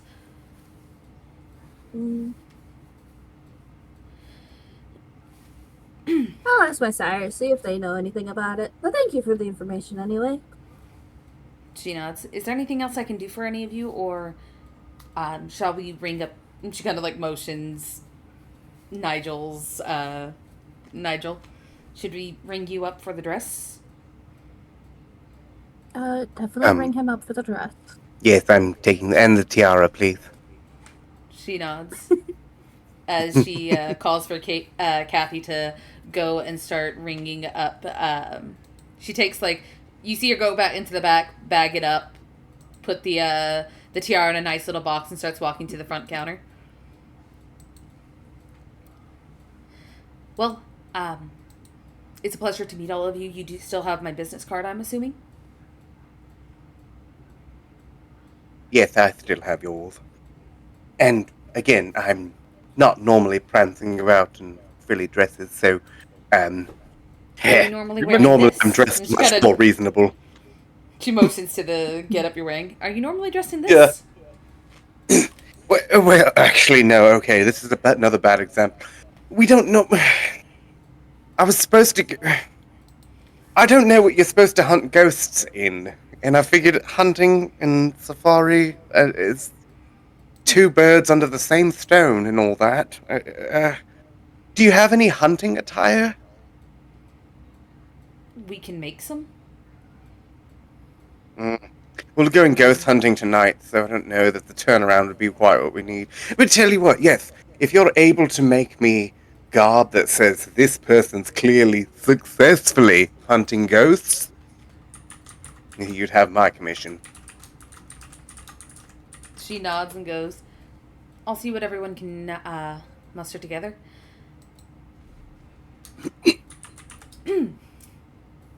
So, if that is everything, I will return to what I was doing before. Feel free to browse the shop and get anything else you might want. Try things on. A pleasure to meet all of you. And she bows a bit before she starts walking out. And Nigel also bows, but like deeper and like way dramatic. Way too dramatic. Joseph nods his Wasn't head. so bad. I don't know how to behave around folks. It's okay, we're working on it. We are working on it. I've made strides.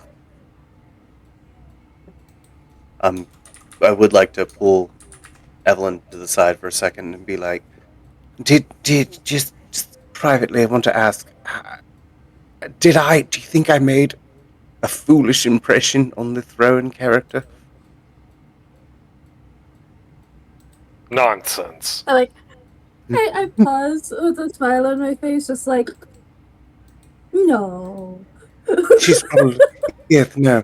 I don't know, something about the way she examined all of us and wrote everything down was just it was the bee's knackers is what it was, and I just would hate to think that another Nigel, intellect. Yes, Nigel, look at me. yes, yes. I'm looking. Yes. Bees don't have knackers. Well, you're just stomping all over my expression. She just seemed an intellectual, and not that y'all aren't intellectuals. I just don't run into any that Not are an actively taking. intellectual. Okay, well, I appreciate your candor and your lack of disposition. But I worry that I might have sullied my reputation with another fellow intellect kindred in the community. What if they go back and tell? What if she tells Glenn I'm a moron? What if she wrote that I'm a moron? Do you think she wrote that I'm a moron? And I start getting the itch to have to go Nigel. see her notes. Go Nigel, ahead look at and me, sweetie. Nigel, I need you to do me a He's favor. hyperventilating. Yeah. I need Nigel to do me a favor and roll me composure and etiquette. I've Also, put we a got point raid, into by etiquette. the way. Hey! Came just in time to watch me fail. Oh, Welcome. I actually been putting a lot into composure, so here we go. Come on, all successes, baby. God damn it! You're good. You're good. Deep breaths. Okay. You. I saw one success and panicked. You're good. So, as you are breathing through, taking deep breaths, and Evelyn's reassuring you, but your beast is sitting there going, well, don't you want to go take a look? You know, it could be, what if she wrote to tell Glenn specifically that you are a bumbling idiot? Oh my god, Or what if she told Glenn? What if she says in her notes? Well, no. Don't say says in her notes that your skin in that dress was too wrinkly to work. No, she wouldn't say that because my skin hasn't been working on it, been doing treatments. It's smooth. She wouldn't say that. Maybe she wouldn't say that. She probably said that. Shit. He's Nigel's having again, like this thing with his existential his beast crisis. and everything, right? And Evelyn just like grabbing his shoulders, just like, Nigel, listen. If she's a true intellectual, then she knows all geniuses are eccentric and a little weird. That's just the price of brains. Not true. That's just something people say to make the weird intellectuals feel better. Your head looks weird with that tiara on. My head doesn't look weird. And I throw the tiara on the ground. Smash it. I'm paying for it. I'm sorry. The tiara's already been shipped away. It's in a box in the front.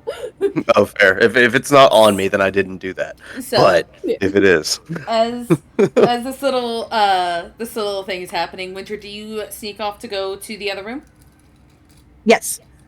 All right, you start making your way into the other room. Joseph, you, the Kathy, the one that had came up to y'all previously, kind of walks over and goes, specifically to you, Miss O'Malley wants to see you in her office. She says that you two need to have a private conversation. Okay. Not you. And she follows. Joseph. Oh, sorry, Joseph. My bad. I was half paying attention. Joseph goes to the office. All right. Joseph, when you enter into the office, you see Rowan standing there as The glasses are off as she's reading over a file as she goes. I thought that you looked familiar. And I think I know where you're from.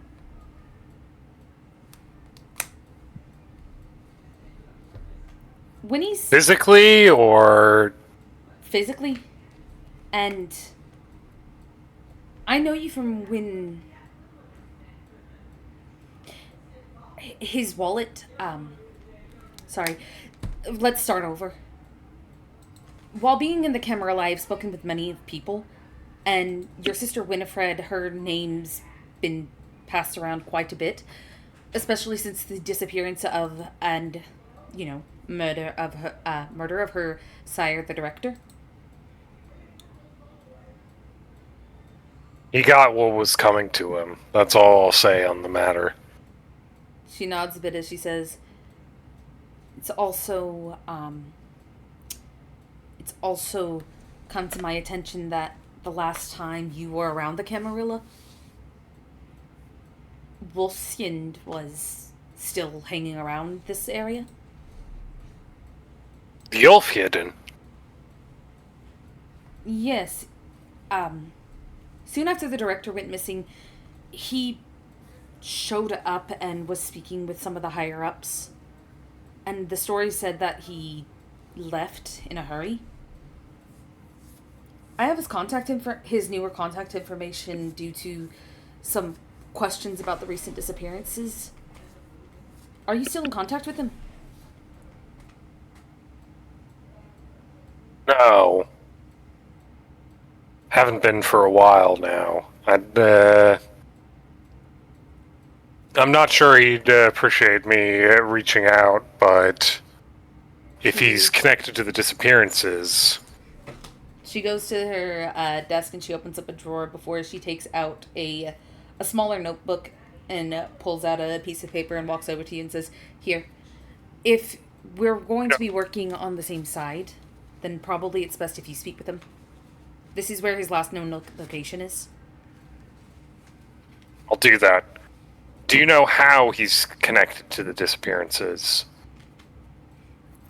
See, she thinks for a moment. You can tell she's gauging how much she should and shouldn't say as she says, from what I understand, back in the desert, there was a couple of frenzied kindred. They were thin bloods, but they weren't like the normal thin bloods that you see in the streets. They had a bit more of a, like the generation was closer to Cain. Not as far apart as as some other thin bloods, and they seem to resemble Gangrel, and she kind of like motions towards you. Gangrel's mannerisms, and a few of them had frenzied. Hush, Winter. A few of them had frenzied. Sorry. And he was around the area when it happened. Supposedly he ran off, but we're not sure if he was connected to it or just a bystander. The fact that it was a bunch of other Gangrel is concerning. I like him to run from a fight. Last they said he looked concerned. Looked worried that maybe he's connected somehow, or maybe he just stumbled upon it and he was scared at the fact that it was other Gangrel. Maybe he thought he was going to frenzy as well. Either way, this is his last known location, and if you can get him to speak, that would be a great help. I've been meaning to speak with him myself for some time now. Thank you. I would say that I owe you a boon, Rowan. Excuse me, Miss O'Malley. She nods a bit and goes, if you want to call it a boon, then go ahead. I just need help with this little investigation, considering the last I heard of his fighting capabilities. He's not exactly the easiest one to take down, and if he's frenzied, I don't want to be there when he's freaking out. But maybe if I don't he recognizes, will. If he's frenzied and and he attacks me, then I'm as good as dead. So if you don't hear from me in a few nights, then you know what's happened. See, she thinks for a moment and says, if he's frenzying, the best chance that you can get is to stake him. We're trying not to kill those that we find frenzied because they have information. If you can stake him, then you can just put him in torpor. Not my usual style, but I'll see what I can do. Well, I doubt you actually want to kill him. Maybe? No, it's just I'm not I prefer to solve things with my hands when I can. Using a stake just seems unsporting. It can be melodramatic, but it's better in the long run if you want to keep them alive but want to keep them immobilized.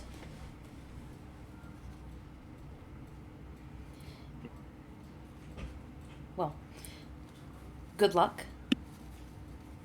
I suggest I'll taking need it. some people with you that might help. Perhaps there was a gangrel down in the last known location that he was in by the name of Colt. Perhaps you can speak with him. He might know more. He's an Anarch, a Baron.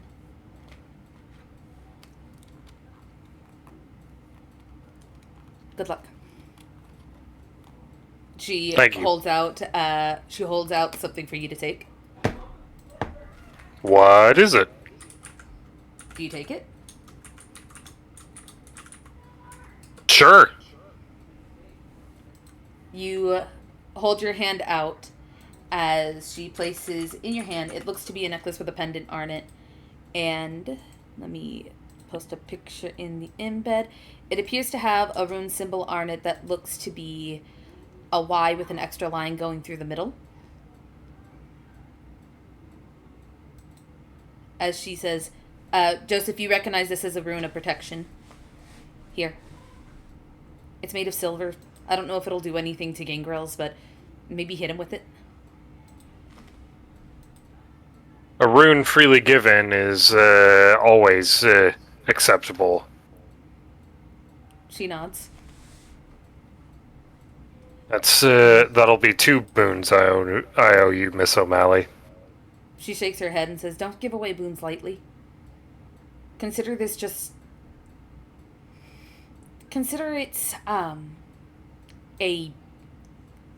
we'll say an investment. An investment to ensure that hopefully one that pays off. She nods. Hopefully it'll get more information that we need. But don't give away boons lightly. Especially to those that you don't deem trustworthy. And she gives you a knowing face of like Camarilla, Anarch. Boons are something that you can't take back and you can't refuse no matter what it is. If I told you to use this boon to take out one of your teammates, it's something that binds you. Don't give them out freely. When it comes to my sire, I'm particularly... what's the word? It's a weak point, let's call it. She nods. Well, stay safe out there. And she sits back at her office chair. I go to rejoin the others. Alright. Winter, you are alone in the other room and you are trying on the outfit? Yes. You look in the mirror and you see how you're looking in it's a black dress with lace sleeves that have what appears to be patterns of ravens going up it. The dress itself is about thigh high. There is some leather boots to match. They're not as high as you normally would wear, but they are rather shiny and pretty. There is leggings with tree branches growing along them that are not fishnet, but they're see-through enough.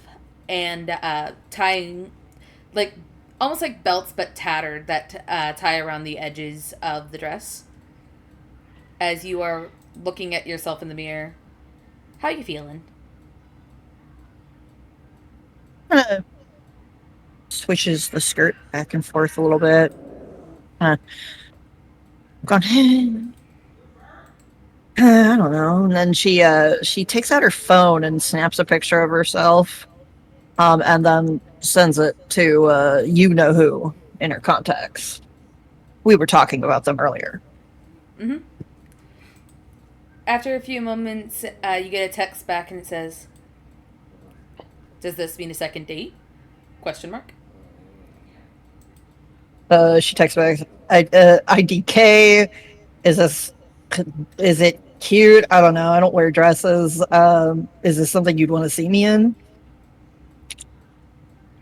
After a while, a text back comes and it says, "I want to see you in anything you have to offer." As for the outfit itself, we could probably find we could probably find an event to do for the night that involves this dress. Have you ever been roller skating? She says a fucking like caps locks LOL, and then says, "Boy, I was born in the '80s. That's all we had to do for fun." Yes. If you want to go roller skating, we could do that, and then see if there's like a drive-in theater.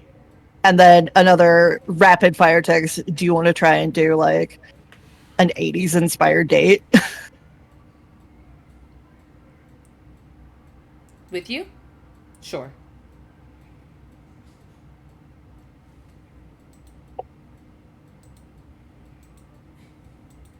Winter? She says, "Okay." Oh. It's from Nasher. It says, "I know you're awake. Why are you ignoring the text?" She responds back, "When do I not ignore you?" Right now. She goes back and she reads the text she didn't read this morning. It's all the text that he sent about being your own woman, not falling into the whole "you owe me a date" thing. Don't fall into peer pressure. Did you go on the date? Why are you ignoring this? You went on the date, didn't you? God damn it. And it just trails on. She hits, press holds on the "you went on the date, didn't you?" To reply to that one. And she goes, "Yes, I went on the date. I annoyingly had fun. We're going on a second date." There's a gif of a dramatically sighing dog. And it says, "Camarilla?" question mark. Would she have found that out? I put everything that you found out in your thread.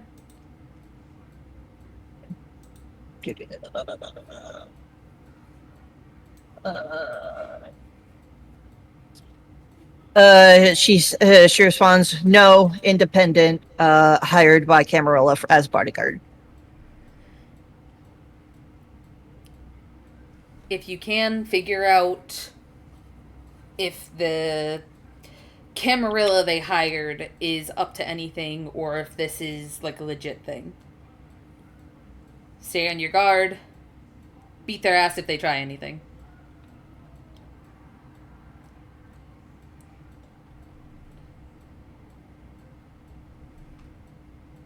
It says, "Oh, Roger, Roger." And then a gif of someone getting hit with a bat. Also, a small text, one last text comes in as it says, "Reminder, me and Colton should be arriving in Albuquerque in a couple nights."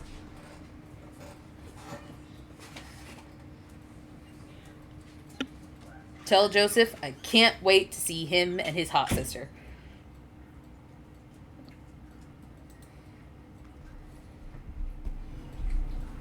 Gross. Is all she responds back to. And then she takes a screenshot of the last bits he sent and then forwards them to Winnie and Joseph. Why talk when she can just screenshot and text? Joseph, your phone gets a ping. I look at it and I get very angry.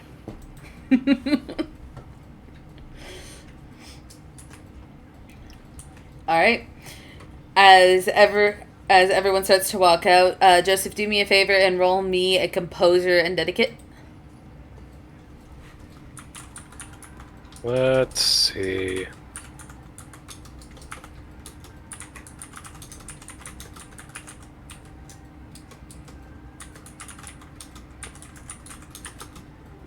Where's etiquette on here? Is that... Oh, there it is. 0 points. So, just composure. So, Yep. just 1 die. Oh! All right. Well, there you go. You got a success. Yeah. So you start to get a bit angry looking at the text. You're feeling more and more like frustrated as your. I will say that your beast. I can't do this kind of voice because of how my voice sounds, but it sounds very gravelly, very harsh, and very, very deep. As it says.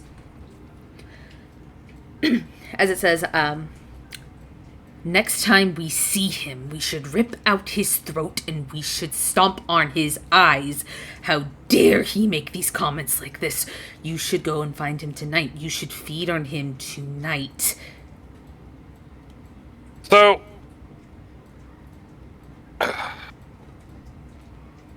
I can't actually take this guy in... Like, I know that I can't take this guy in a fight, right?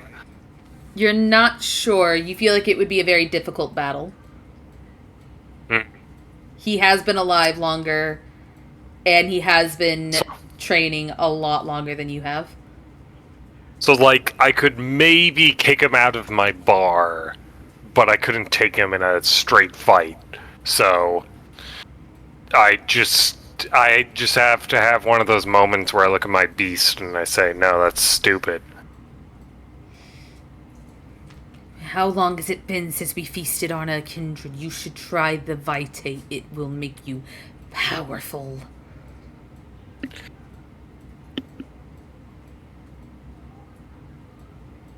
Not if we're dead. Dead, excuse me. You're no fun. The thrill of the hunt. We need it. We desire it. I'll bring down something big soon. How about that? Besides, if I end up meeting with the Ulfheden again, things might be heating up soon.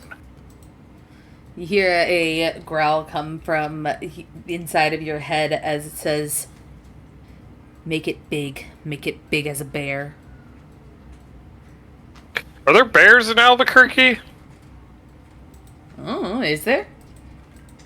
Roll me Let's find out.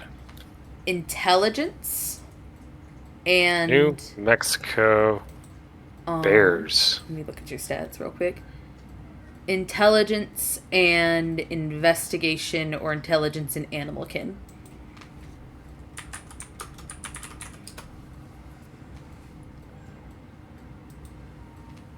Oh, you know it's got to be animal kin.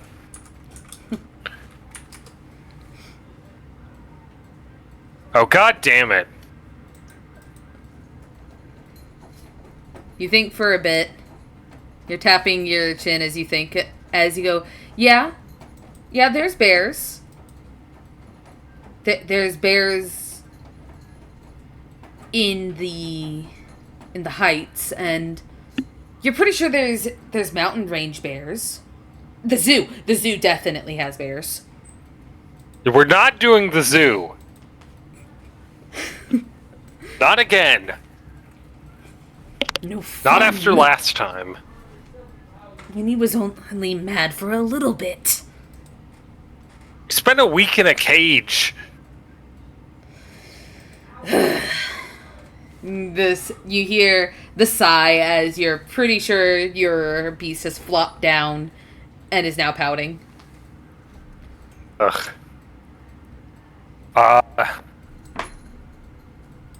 I'm gonna say that this is one of those moments where Joseph's got to turn into a bird about this, and I turn into. Can I just do that whenever? Is there any limitation on my animal change powers? Nope.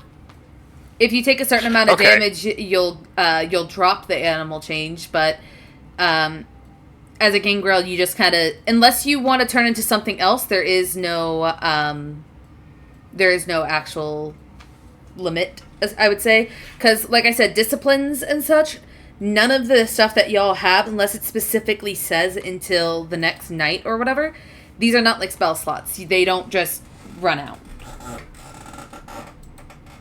Actually, you know what? So are we inside or outside the shop at this point? You're currently inside. You are walking past the rooms into the actual boutique where you see Evelyn and Nigel at the counter. All right. Joseph is gonna. Well, wait. Shit. Does he have to pay for his suits? Not yet. They haven't said anything about payment, just to see if they can get the because you'll have to come back at some point, get measurements, so on and so forth. Joseph is gonna power walk onto the street, and then. Ah, shit. You gonna do this publicly?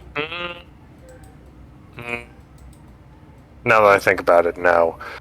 Joseph is so inside the boutique. Joseph is gonna shift into a raven and perch on Nigel's shoulder. I was gonna have him take wolf form, but then I realized that was probably a bad idea. All right. Safe to say that Nigel has Alexander on the other shoulder, right? So I have two birds on either shoulder. Yep. Yes. I love my life. Once Joseph lands on your shoulder, Nigel smacks you with his tail feathers, looking away like, how dare. Or Alexander, but yeah. Yeah, Alexander. That is just like, oh, it's the other bird. Now, come on, baby, don't be that way. You know you're my number one. Are you all right, Joseph? I say, looking over.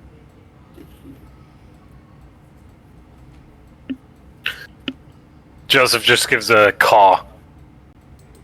Very well, understood. Alexander, I believe they're in a bit of duress. While you get to remain in this pleasant form of yours, most adorable, most fitting, most best boy.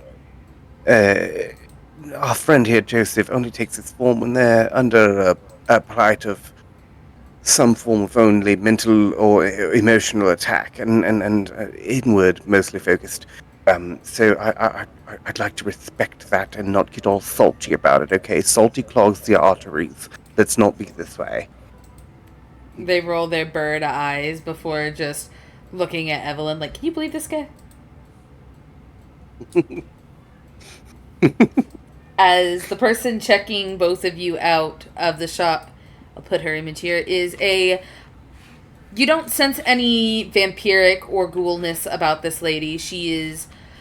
she's fairly tall. She's in heels, brown pants, and more of like sweater style clothing. She has blonde hair in a messy bun and silver eyes as she looks at you smiling and goes, well, I didn't know that we were going to have multiple birds in the store. You know, come see, come saw. I see. You do see that the name tag on her shirt says Becky. Well, Hey, aren't they just the cutest? they are. Would you like to pet one of them? No, they seem to... That one seems kind of grumpy. And the other one... Both of them are grumpy. Yeah, they're giving off very grumpy vibes, and if I know anything about animals, it's you respect their space and you let them sulk a little bit, and then you let them come to you. Astutely observed. Astutely observed. Yes. They do enjoy their space, but I want it to be cordial. Have we met? Oh, probably not. I don't think I've ever seen you around here before, darling, but I just moved here recently from Texas, so... And this person, we're just making sure, because maybe I zoned out, but we're still in the dress shop, right? Yeah, you and Evelyn are currently up paying. She's the Oh, one okay. who's at the cash register. Perfect. Yes. Oh well, we birds. What's the damage on this? The price of these items, by the way. See, she smiles brightly and says, "Well, let's see, how much was the kinsman address?"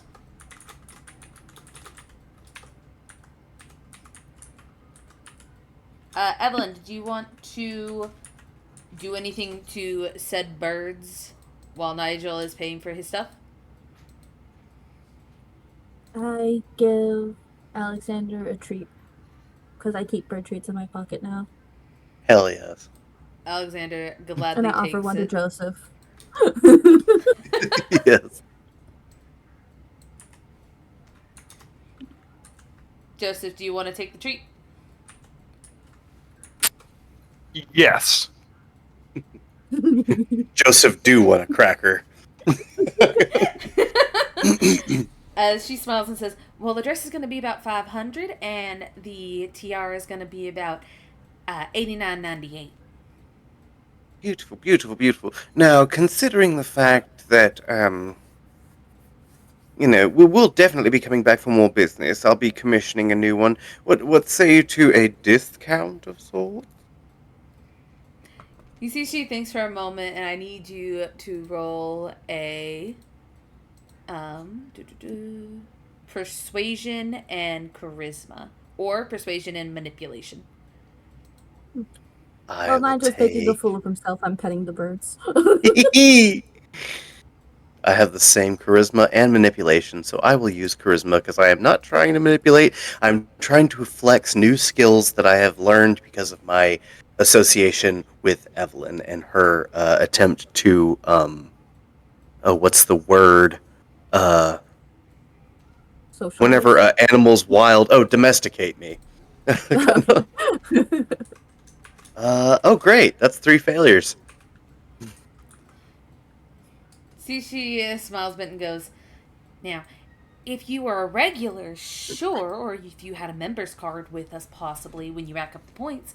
But unfortunately, this is your first time buying, so we need insurance that you're actually going to come back a couple times at least." That's very fair. How much is the membership? Oh, the membership is it's the first month is free, and then the other then anything else following is about $10 a month, and then you can actually pay for a whole year if you'd like. I'll tell you what. Is it safe to assume that I'm using Mommy and Daddy's credit card? You can say you're either using your family's credit card, or if Nigel has any business. Well, he does have the business of doing a coach and stuff, driving people Yeah, around. he has that, but if I had to choose between having my own money and spending my parents', Nigel would spend his parents' money first. All Um, right. Imagine they give him, like an allowance or some shit. he's low key a nepo baby. All right. All right. So yes, I'll just put this on my family charge card, and I'll take that membership as well. I believe we'll be frequenting this establishment more often than not. She nods as she signs you up for the membership. Evelyn, are you doing anything as Nigel's being signed up? Oh, if Evie's headphones I died, am or if I okay, am I got scared. watching this all go down Mm-hmm. as I pet the birds. We are going to go on a quick BRB as everyone's beginning to round up for the night to leave the shop. We are going to go on a quick Hell BRB. yeah. We'll be right back.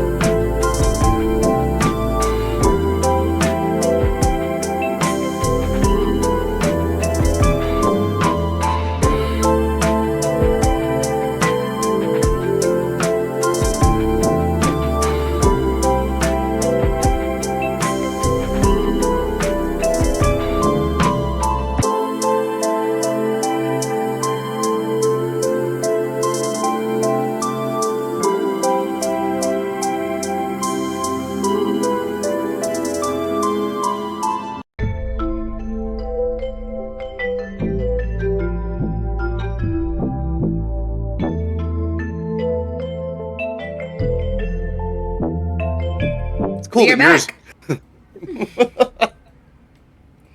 We are back, and everyone is leaving the dress shop. And they're piling into Evelyn's van.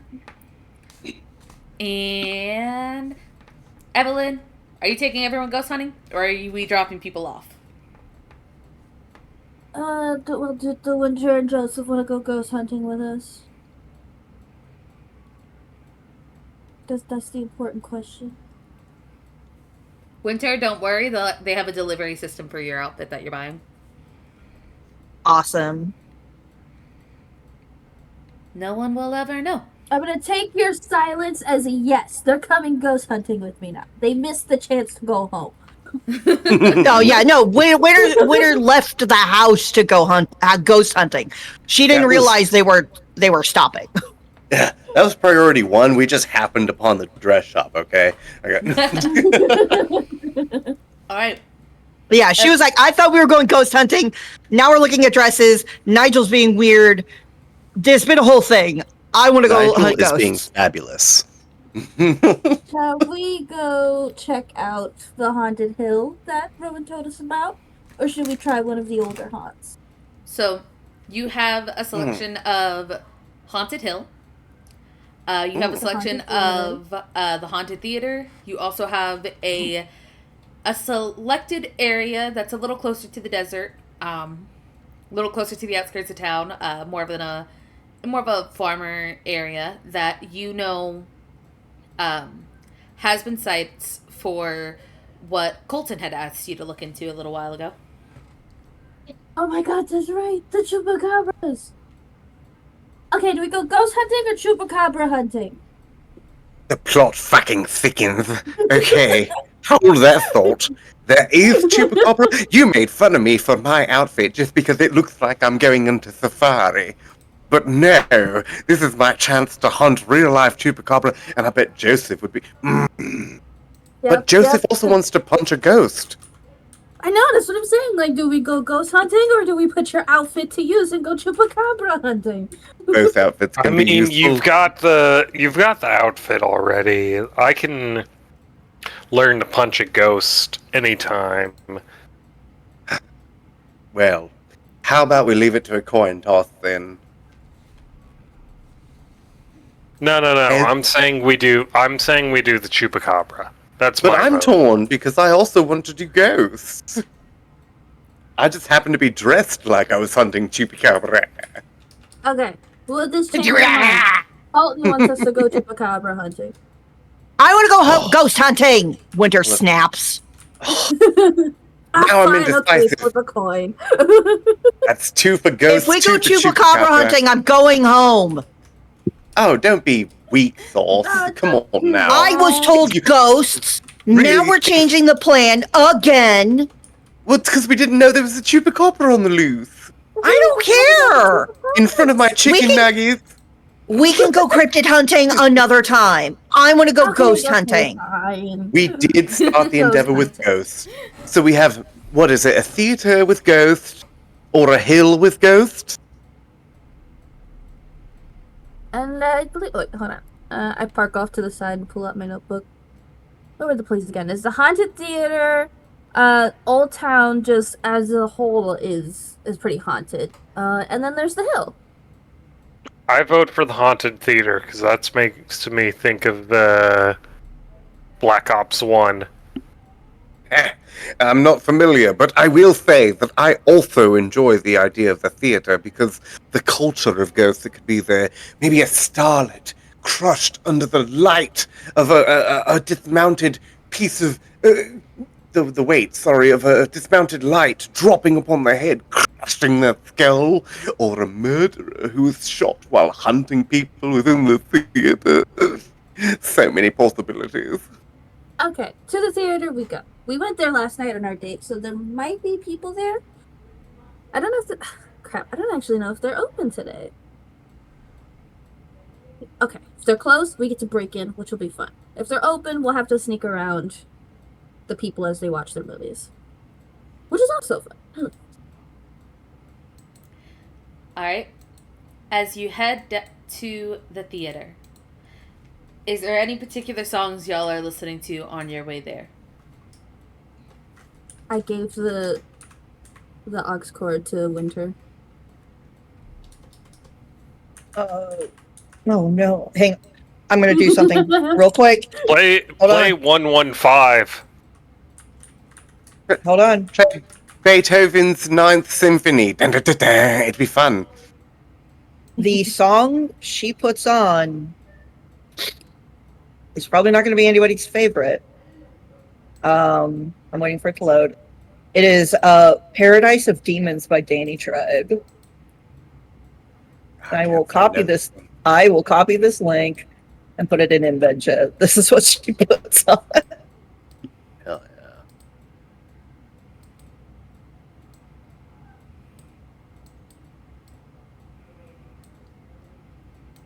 yeah. Reed leans over and cranks up the bass in the car. I'm pulling it up now. Oh. Uh-oh. You might have triggered something in Nigel. So, as y'all pull up to the theater, I will show you a little bit, like, screen share wise, about what the theater looks like inside. It is Ooh. very beautiful. Oh my god, you have a whole theater. I'm sorry, I don't mean to interrupt you, but this is so much more prep than I ever do for anything. This is so good. So this is the actual theater from Google Maps. This is the actual theater that is haunted in Albuquerque, New Mexico. That's so cool. Yep. Oh my god. Also, I will say that Nigel is full-blown stationary sitting in the back seat, but in a sitting position, orange justicing, like, super hard to this music that's going on in the background. Is he doing that one gif of Deku when he's watching the TV as a kid? No, but he is. I'll put this.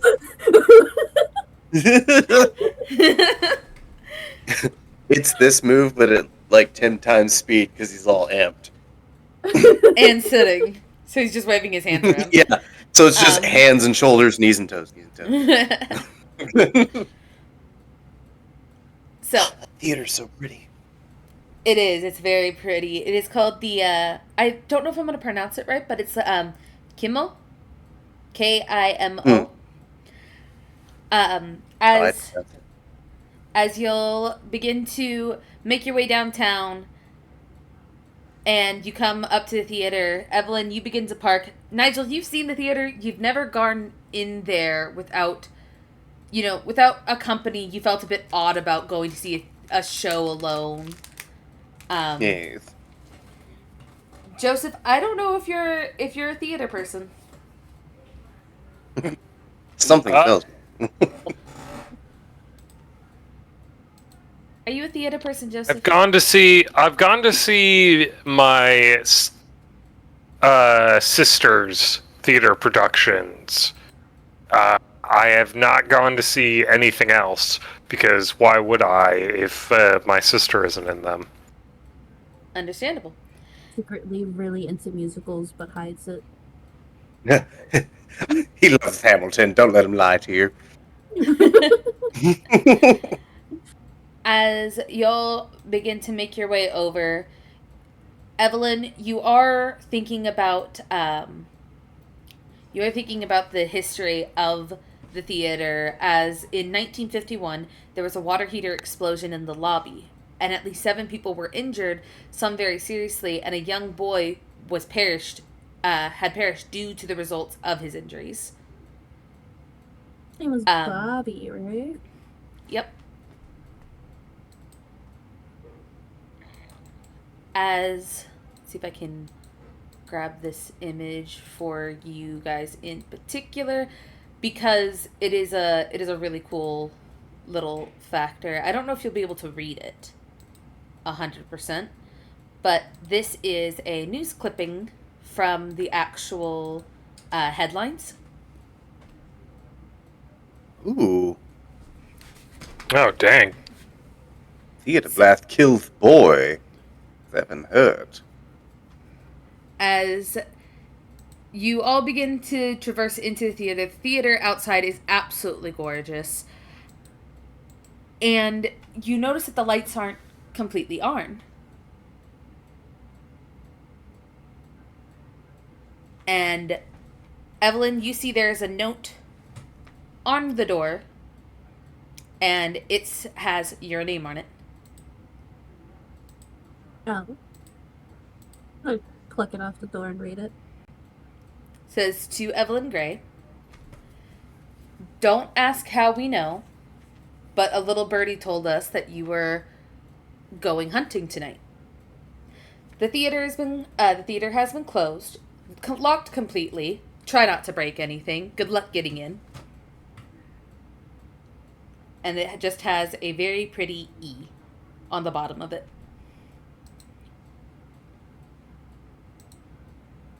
Yeah, I'm gonna make a smile on my face as I put the note in my pocket. Looks like the theater's all ours today. And I go back to my van and grab my lockpick and shit. My lockpicking kit. Did Nigel notice there was a letter involved, or was that all incognito before anyone could notice? No, it was seen by everyone. It was plainly on the door. I didn't read it to you guys out loud, though. So. 100%. That's why I'm trying to come up to you right now and be like, Evie, you know I have to know what that note's about, right? If you don't tell me, I'm going to have a freak out. I won't tell anyone. Just what's the note say? It just says that the theater is ours tonight. And that we shouldn't break anything while trying to break it. Insight check. No, I'm just kidding. Wrong game. But, like, how do I do that? No, I'm just kidding. That's the gist of the note. You don't need to know nothing else about it. You underestimate the compulsions that the neurons firing in my brain force me to behave as such. Composure and etiquette, It's Nigel. just what the note composure says, and etiquette. Look what you're doing to me, Evie. This is you. You don't need to know the little personal tidbit that I need to know everything all the time. That's my biggest character flaw. 0. Oh no. What does it mean? You got a 1. Bestial success. So, as you're leaning over trying to get answers from Evelyn, you hear whispering in your voice, Nigel. What? She's not showing the note. She's not telling us everything. You should drain her blood and take the note. Take it. Oh my god. 0, and then there's 100, and that's where you live. You need to relax. My man, please. If she doesn't show you the note, then tear her eyes out so that you can extract the information from the eyes. That doesn't even plausibly make sense. It's not tied to the retinas, you fool. This is why I don't listen to you. You're buffoon. I understand, though. I do need it. I don't think that I don't need it. I just... And he's, like, clawing at his jawline like a junkie, and he's... Put her eyes, eat her brain. Either way, the information is stored there somewhere. Okay, hypothetically. Oh god, just rip him off. Just look. No, look. Listen, wait. We're gonna take deep breaths, you and I. You're gonna shut up for 5 seconds. You're gonna shut up, please. And we will get through this together. And maybe we don't rip out anyone's eyes. Shut up. Why are you always like this? So dramatic. You're right. We'll take 5 seconds. And then we'll jump. 5? Yes. No! Stop! You had me in the first half, not going to lie, but please, just let's take a moment, some steps back. And I will turn to Evelyn one more time and be like, I do not want to intrude on your affairs, but I need to. Can you please just tell me what's in the letter? I won't change anything. I will ride and die by your side. But if you don't let me know what happens, I might freak out. I don't know what'll happen. I might freak out. I don't want to freak out. I love everyone here. Max, am I right in assuming that this note was left by Eric? Yes. Okay. Like, oh my god, Nigel. Eric left the note. close down the theater for me so I can ghost hunt without people in my way.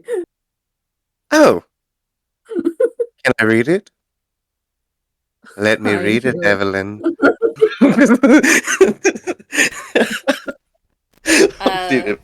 Pause on y'all too. Joseph Winter, you're watching this little exchange go down. Everything's fine. Evelyn, just show him the note. I'm reading it, and I'm realizing that everything they said basically was true to an extent. With the exception of, they clearly don't want us in here, but that's half the fun, isn't it? Now there's a new mystery to solve, and now we have to get in here. Not any mystery, Nigel. Ghosts is a mystery. Have you ever seen a ghost? No, I've not seen a ghost. We're going to find out ghosts today.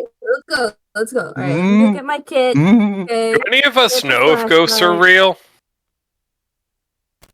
I think we need lied.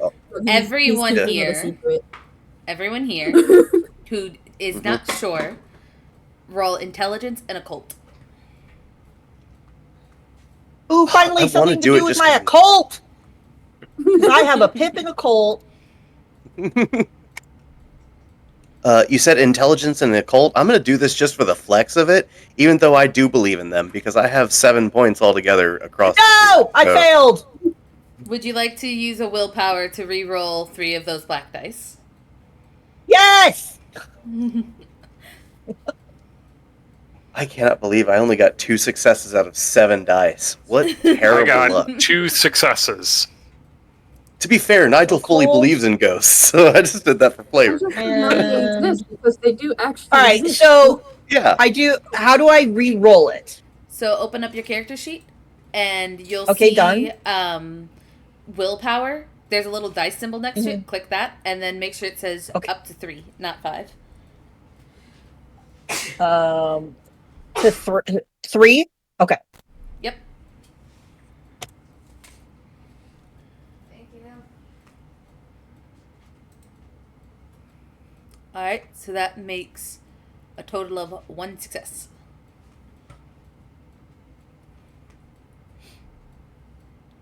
Is anyone doing anything else before I give results? I got 2 successes. I also got 2 successes. But I just wanted to roll my 7 dice because I don't have a whole lot of things I'm really great at, and that should have been one of them. But Nigel fully believes in ghosts and has in his experience would have probably seen them.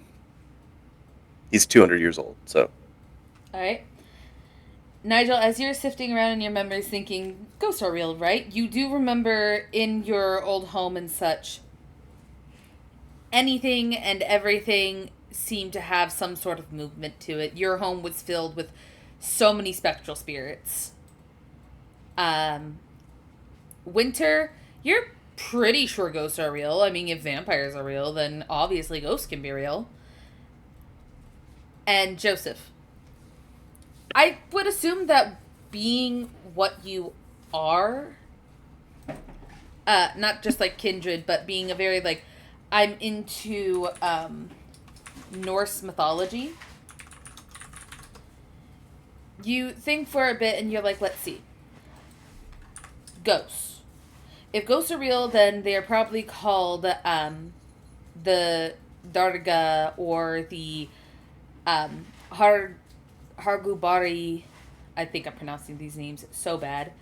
There's also like the Morai, which those are more wicked. But you know what? It's possible. Ghosts could be very much a thing. Spirits and such are within the realm of Norse mythology. So you know, it could be a thing. I'll give Evelyn a weird look, and I'm like, what are you talking about? Of course ghosts are real. Oh, I don't know. I've never seen one before. Yeah, but we're vampires. And ghosts are spirits. Doesn't necessarily mean because vampires are real, every single cryptid is real. Didn't you say you Werewolves. wanted to go hunt a chupacabra? Werewolves because I are heard there were real. sightings of them here. There never have been seen a people saying there are chupacabra. sightings of ghosts here. Exactly. That's why we're here to find proof. I pull out my camera. Let's go hunt for werewolves. Just kidding. Just kidding. So Oh, you don't want to hunt a werewolf. I don't want to hunt a werewolf. So Alright, let's break though it is nighttime, Hands in. keep in mind there is still people walking around. I'm sure they're used to cryptid hunters. It's fine. Yeah. It's Well, fine. then I will do a skulk around. I will actually, if I could, I would like to ask Alexander, little honey boo boo, listen, can you do me a solid? And I'll give you the finest of candied corns. If you run around the perimeter of this place and tell me if you see any weak access points that we might be able to shimmy our way into. And I barter with Alexander using treats to try to get them to go and identify any kind of Charisma and points. animal kin. Just let me have this. I'm just kidding. No. Animal kin and charisma. Why do I keep trying? Oh, we Ooh. take those. We take those. Yeah, we do. You see Alexandra look to you, think for but a moment, before flying up and darting around the building.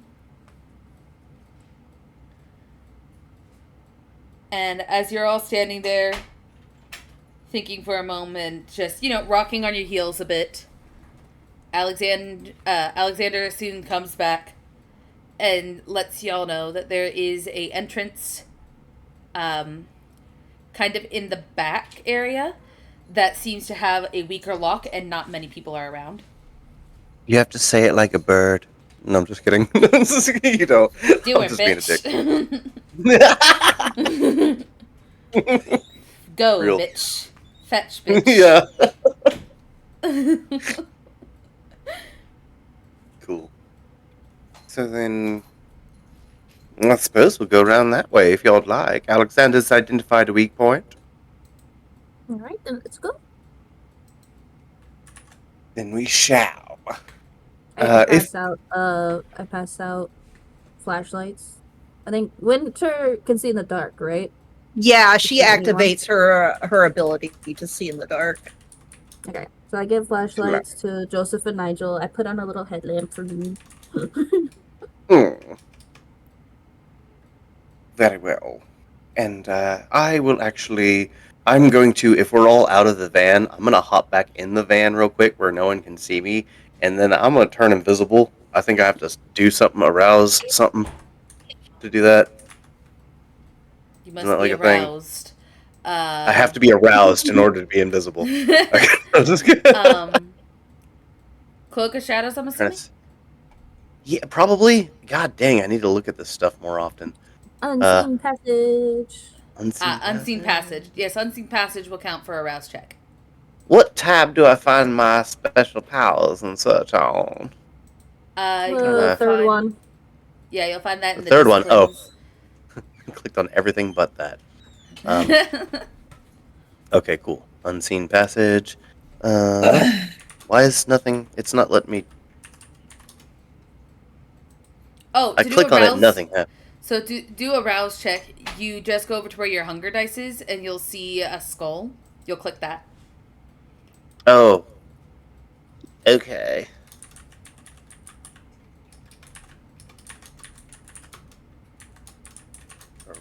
Well, I don't know what that means. Is that chill? Yeah, you succeed. Has the onk. Okay, good. It said success by 0, so I got scared. Awesome. So then, yeah, I will bamf into invisibility, and then I'll pop back out and be like, I'm invisible because I don't want people to see me, and I don't want to use the flashlight, but I'm going to follow behind someone who has a flashlight. I will say, while you were all standing in the front, there was moments where you were hearing people whisper about, is that a private performance? Look how that person's dressed. Are they doing Jumanji? They see someone pull out a camera and some flashlights. They're like, oh yeah, they're Oh my god, doing they the must be performance. They're recording for setting YouTube or up. something. Is that person doing Yeah. Jumanji? Are they doing a Jumanji musical now? Just God constant damn it. whispers back and forth. I'm supposed to blend in. I was like, oh, they're just YouTubers. It's whatever. Yeah, they're just YouTubers. Yes. Someone walks Obviously. up, can we get your channel name? And they're like, ugh. Oh, to be fair, doesn't Evelyn like do that kind of shit? Yeah, So they would have a channel Evelyn legit name. is a YouTuber. Yeah, yo, like look Well, it that up. means now we have to film this. Well, she was planning to film it from the start. Sounds like an absolute Hell win. yeah. Our asses are covered, she not makes legally. Sure to keep, she makes sure to erase your faces and stuff from all the footage by now. But she's been constantly filming for the entirety of like the 2 months they've been here. I'm surprised the passerbyers wouldn't comment on the fact that Winter's eyes are now glowing. Yeah, but They're they're all- YouTubers. It's all just costumes. Special effects. Listen, they're all looking at this like, obviously that one's the film person.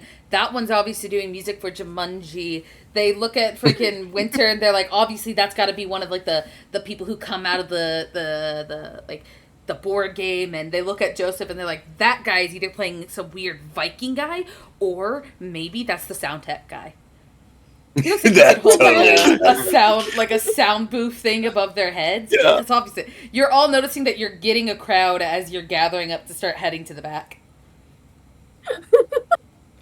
Just like all these people. Can I retcon my rouse check and not be invisible for this then, since we already had a crowd in the first place, and I wouldn't have done that if people were watching? Sure. Okay, cool. Then I didn't do that, and instead I am in full Jumanji gear. And I will say, after hearing someone say the word Jumanji, well, let's go get John Jumanji! And I head to the wherever the exposed entrance was that Alexander had called out. Nothing to see here, folks. Just fuck off. And I start wandering off towards that direction. You're such a great actor, Nigel. I'm sure Thank they you. believed every word of that. I was in one movie one time on accident. So, as all of you begin to head to the back, and you are going to pick the lock, do your lock picking thing, Evelyn. Yay. Because I have it in my custom rolls, does that mean that's an extra dice? Like, how does that work? So you'll see that if you open up your skills and attributes, Yep. you'll see that in custom roles there is a one called lock picking that I have set for you. Yep. So go ahead and click that and just roll it. Okay. Click.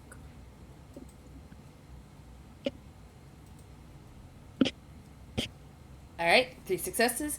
You begin to pick at the lock, and oddly enough, the bird was right. This is probably one of the most easiest lock picks you've ever done. Hey, Nigel, next time I need to go hunting, can I take Alexander with me?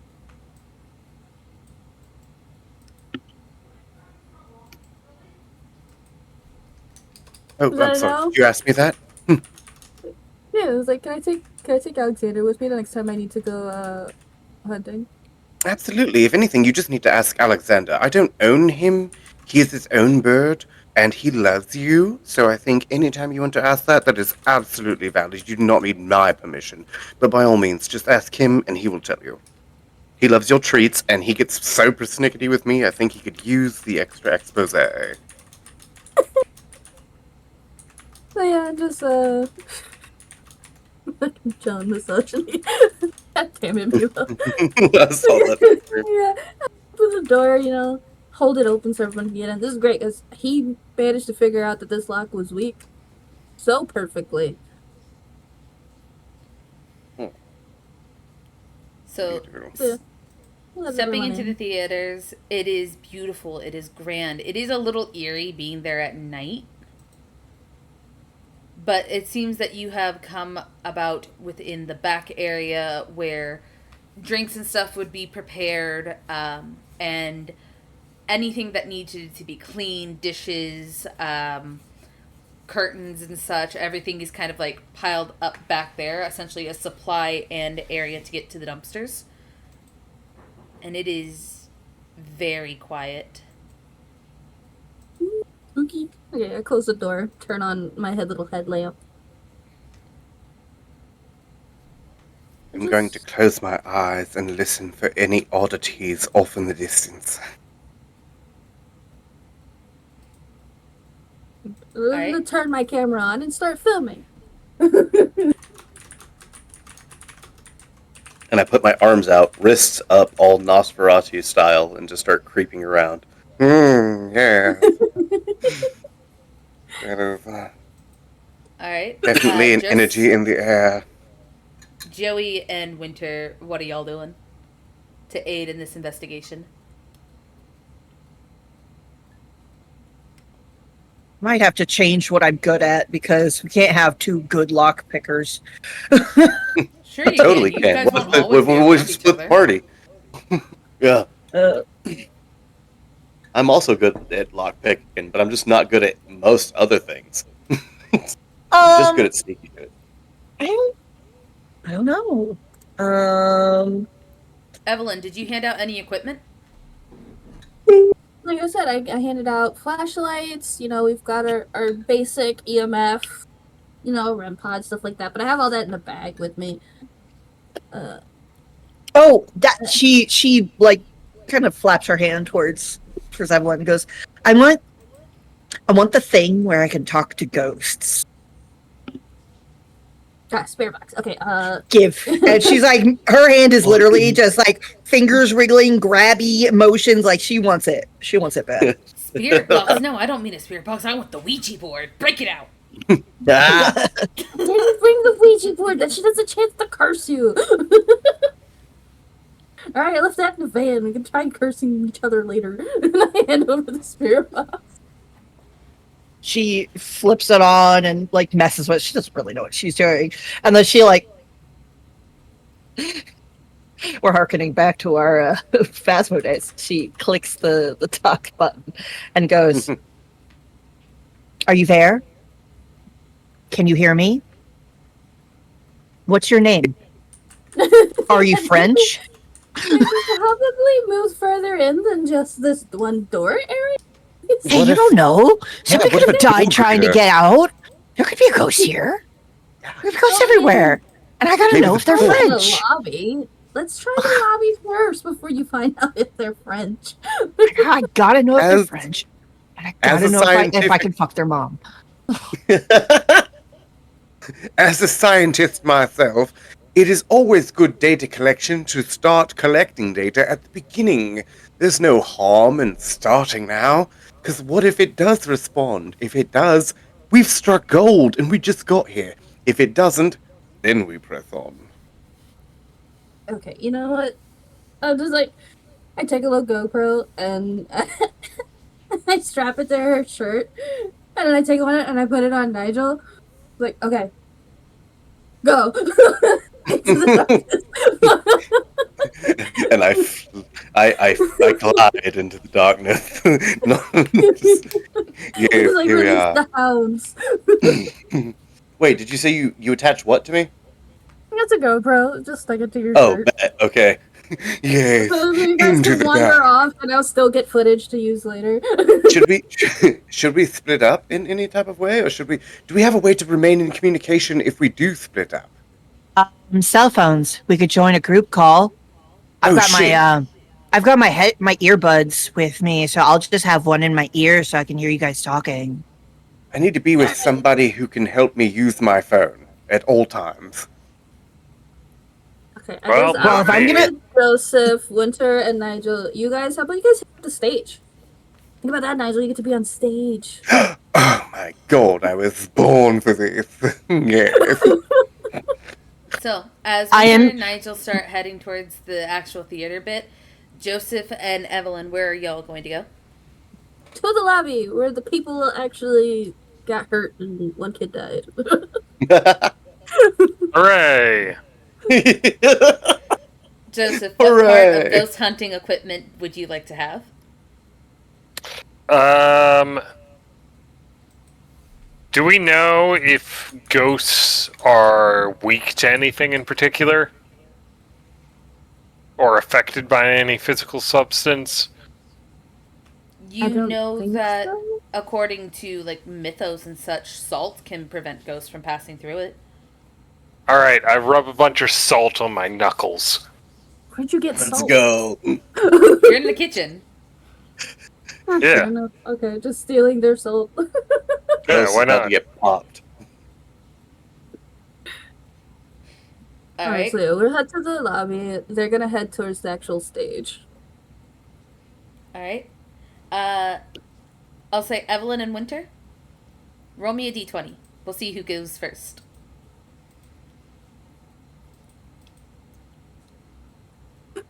Not No me. way. B. Not with that 3. All right.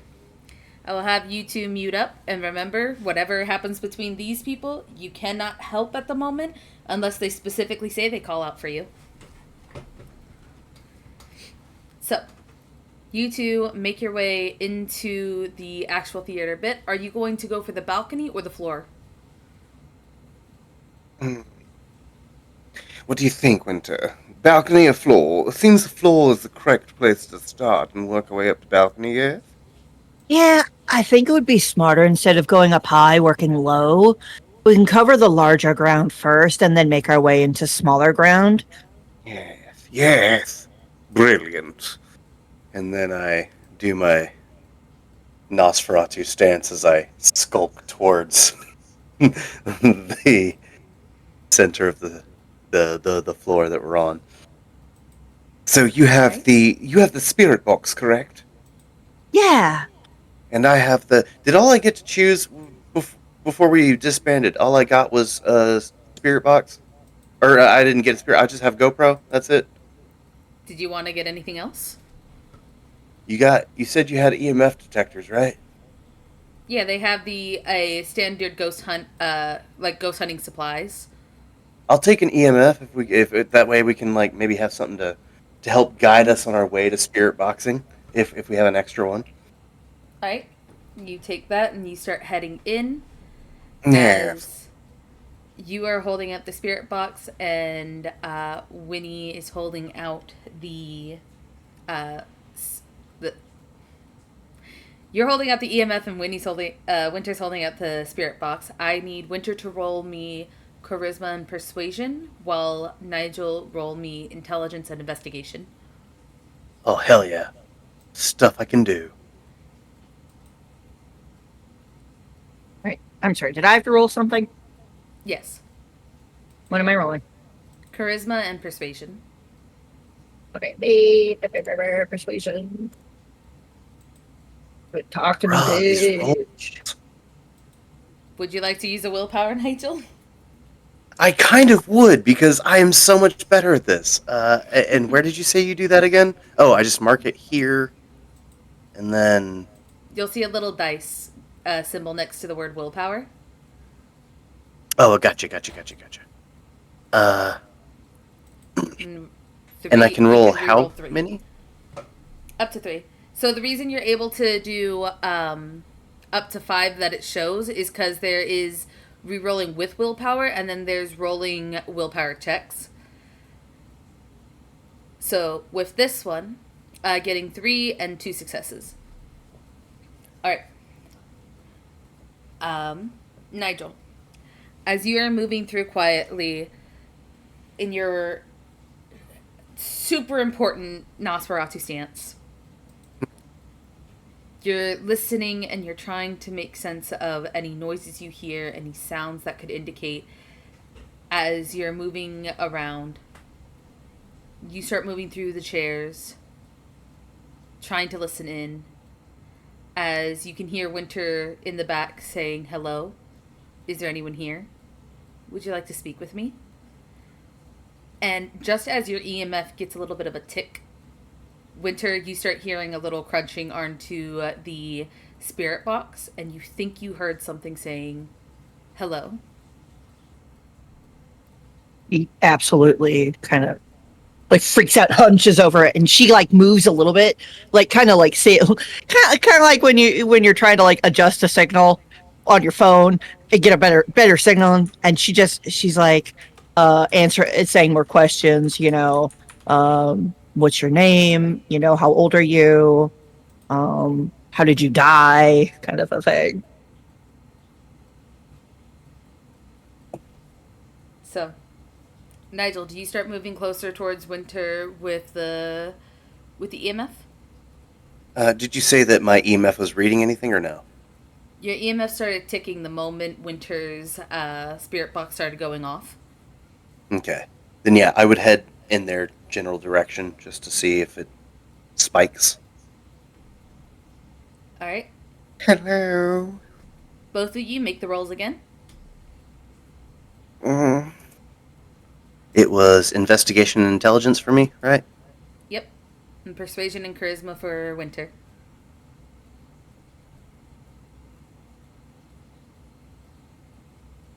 That's more like it.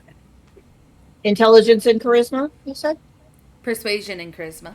Persuasion. Sorry about that. I was like, No, you're good. I know I didn't hear intelligence, but I'm gonna ask anyway, just in case. Hey. All right. As you're both, Nigel, you start moving closer, and Winter's trying to get a better read on where exactly. Nigel, you realize that the signal starts to get a little bit stronger closer to the stage. Winter, you're starting to pick up more sounds, but it's getting hard. But it's hard to hear exactly what this person is answering with. But Nigel, you are definitely getting a stronger sense closer to the stage. Think, and I'm gonna just tap Winter on the forearm while looking towards the stage. Winter, I think stage it offers some look, and I show the EMF, some higher energies. Maybe you will have better luck close to the stage, yes? And she grabs his hand with her other hand and like drags him up to the stage. Yes. Like she's so excited right now. Let's go. Yes, okay, we're going. You two get onto the stage, and Winter, as you're asking, "Hello, are you here?" You hear voice.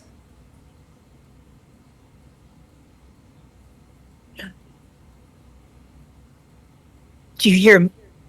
Wait.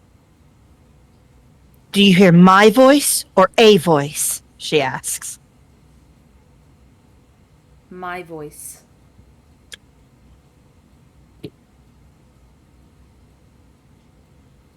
She looks at Nigel. Her eyes are like wide. Like, oh my god, we're getting a spirit box. We're both just like doing the like quiet geeking shriek at each other. Where are you? Stage. They're right Front here. The EMF stage thing. or backstage? Spotlight. There, she like starts looking around to where the spotlight is currently set, even if it's not on, like seeing where it's pointing. Also assisting in that. If you're helping, then roll me wits and awareness and add an extra dice for Nigel. Okay. Sweet. I'm so glad I updated my wits and my awareness. There you go. Me with my charisma and etiquette after last session. Hell yeah.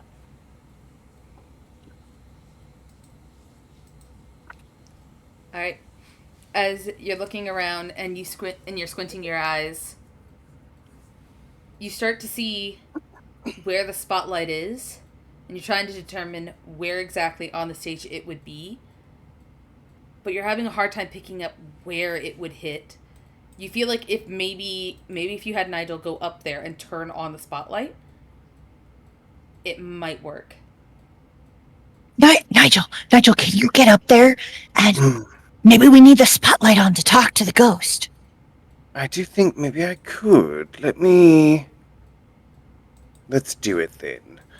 I will look for some kind of means to access up there where A light tech might have climbed up to assist or change a bulb. Roll me intelligence and investigation while you're heading in there. Okay. Come on, big money, no whammies, no whammies, no whammies. Ah, fucking. All right, you know what? No, that's good. Okay, I'm not tripping.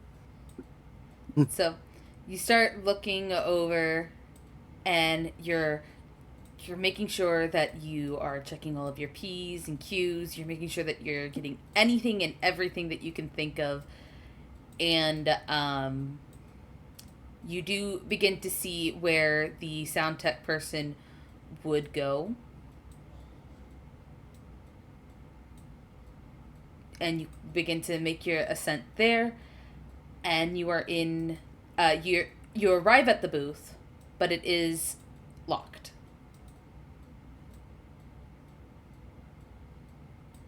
This is locked. Have I gone? Like, it's not a hard place to get to. I'm just like walking to a normal spot, right?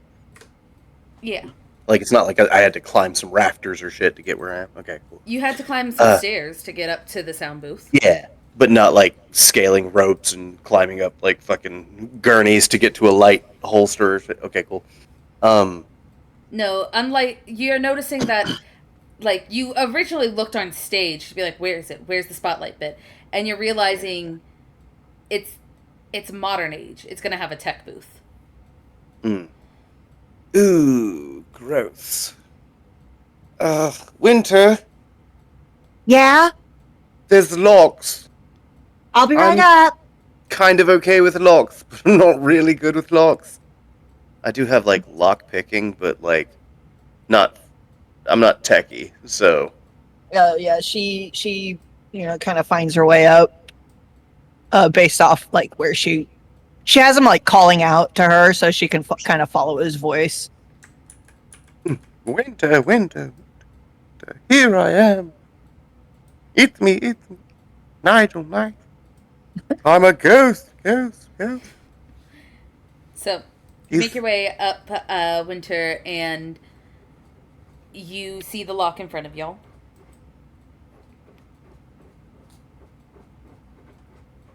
Yes. Can you and open I it? pull out my lock picking kit from my pants pockets, which I always carry on me. Obviously. Because you never fucking know. You never fucking know when you need to break in somewhere. Bandit house, liquor store after closing, whatever. So she kneels down and gets working on trying to lockpick it open. All right, go ahead and roll lock picking.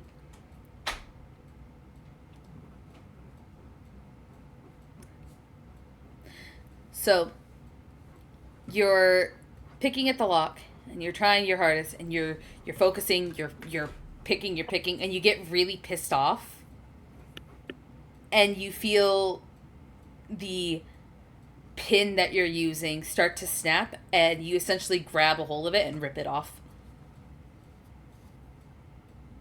I ripped what off? The door? The lock. I was gonna say she would probably kick the door open anyway. She gets pissed and just like turns around and donkey kicks the door.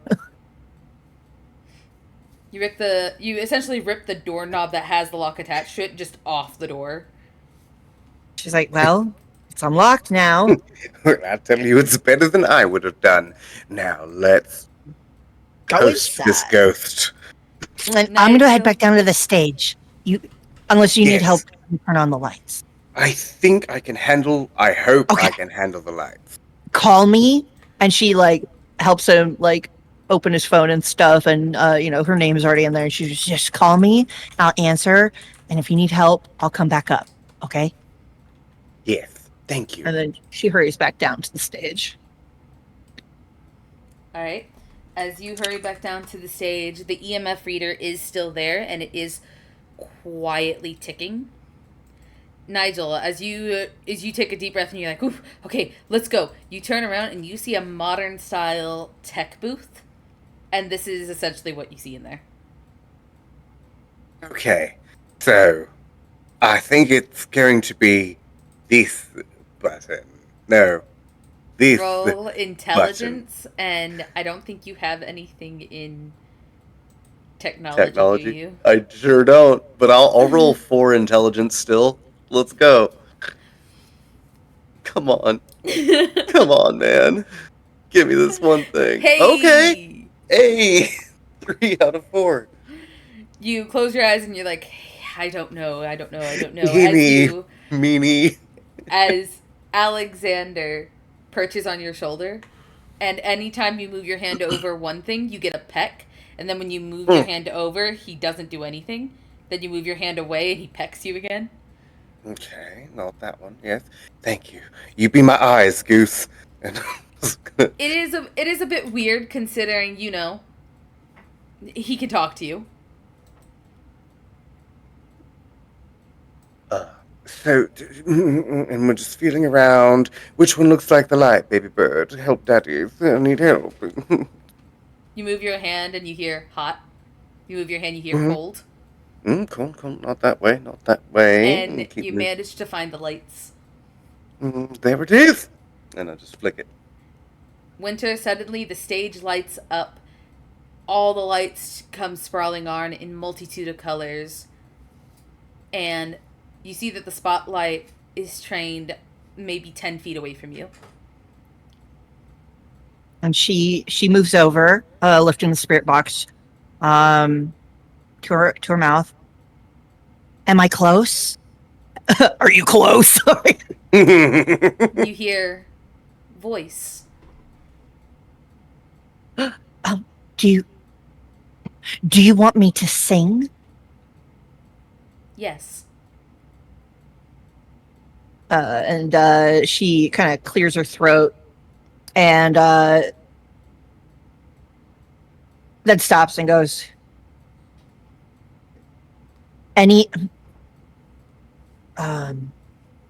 what kind of music did you sing?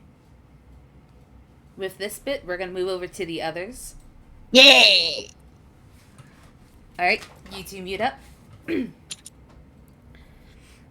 Evelyn and Joseph. You Yes. have made your way into the lobby.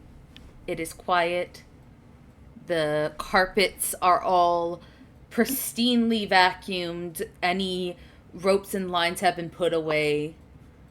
The ticket booth is silent. And there are no lights on. How do you go about searching for this ghost?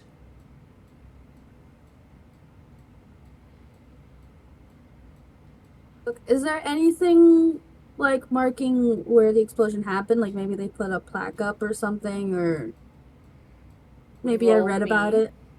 Roll me investigation and intelligence. Joseph, what are you doing?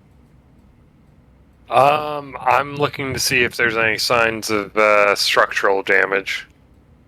Well, this is an old thing. All that would have been repaired. This was back in 1951, No. I believe. Well, then I'm not sure what to look for. I've got 3 successes. Do you want to be holding an EMF? Sure. I can give you one of those temperature cameras. EMF or temperature? Yeah, something like that. Both. One in each hand. that. Roll me intelligence and investigation. Okay.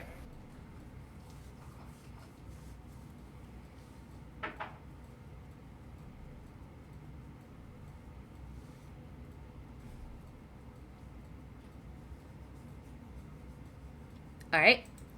As you both begin to walk around and look for anything and everything that might give you a bit of help, Evelyn, you are seeing old clippings and articles and such hanging on the walls. As you walk over and you begin to read, Joseph, you're looking around with the camera and the EMF. And it seems quiet.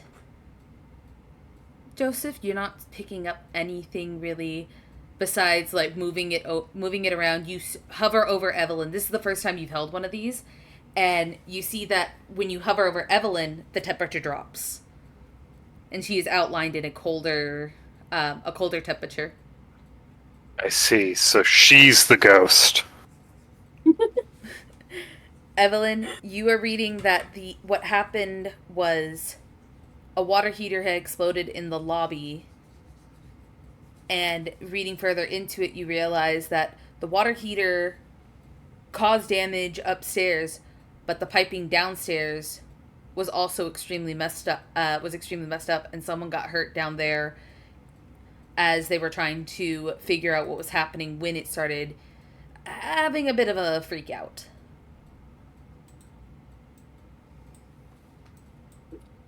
Okay. But I'm gonna go over to like the center of the room and like set the REM pod down. Turn it on and everything. I'm gonna tell Joseph to like stand a bit far from it and keep the camera on it. I do so. And make sure like you check on the stairs too, because ghosts like hiding behind staircases. This is a fact. Got They're it. peeking around corners and stuff. And then I'm gonna talk out to the ghosts. I'm like, hey, is anyone here? If you'd like to interact with us, mess with the light on the device on the floor, yada yada yada. All right. If we get anything. All right. Joseph, roll me wits and awareness, and Evelyn, roll me charisma and persuasion.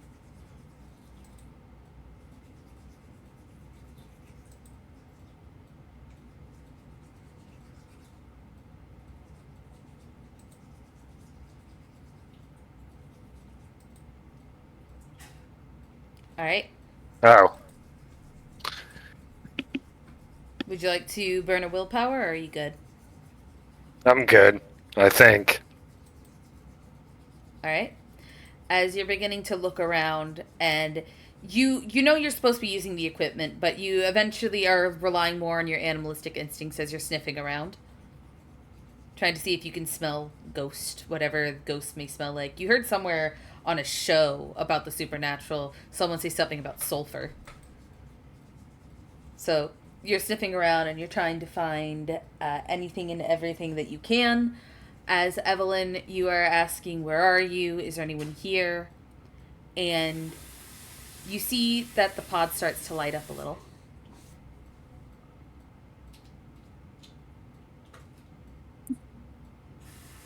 Joseph can see me like shaking with excitement.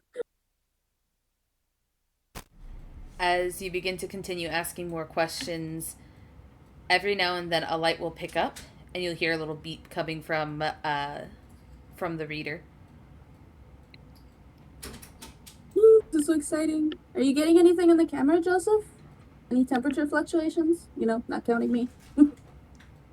Am I?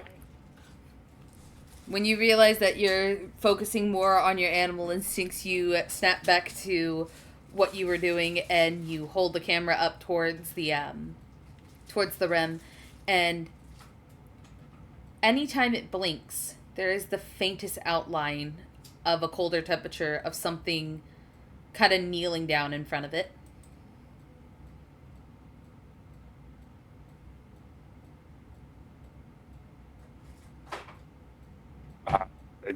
Evelyn? I've got this. Yeah. I go over and I look at the screen. Do I see this? You call out another question, and it makes a little beeping sound as you do see the very faint outline of temperature change. Just for a moment. Oh my god. Ghosts are real, Joseph. Ghosts are actually real, and I'm like grabbing his arm and shaking him in excitement. I mean, is it that surprising? We're vampires. Yes, it's surprising. I've gone my whole life not knowing whether they were real or not, and it's right here in my face.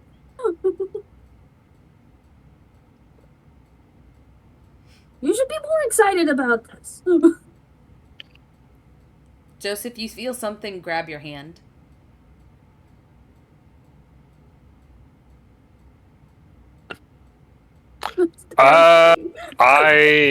So my hands are covered in salt, right? Mm-hmm. Mm-hmm. I reach over and I poke it.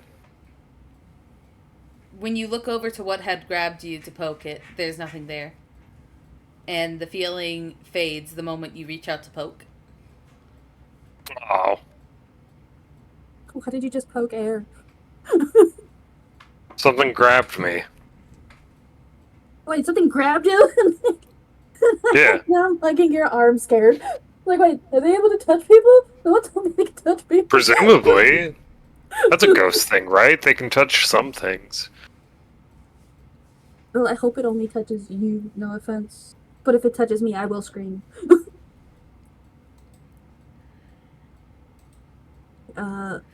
Shit, I only had the one spirit box. I gave it to Winter. Evelyn, Yeah? can you roll me composure and etiquette? All I've got is composure. That's no good.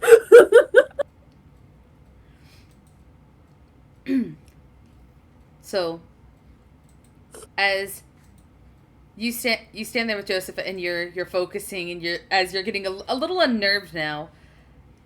Something happens, and you don't feel too in control of your body at the moment. As Joseph, you see Evelyn look up towards you and poke you in the cheek. Don't do that. Why? I'd rather you not get in my personal space. Should have been your personal space this whole time. Like, she is hugging your arm, by the way. Evelyn, Yeah, we'll let go. Do you keep in mind, Evelyn, you don't know why you poked him. Oh, that's weird.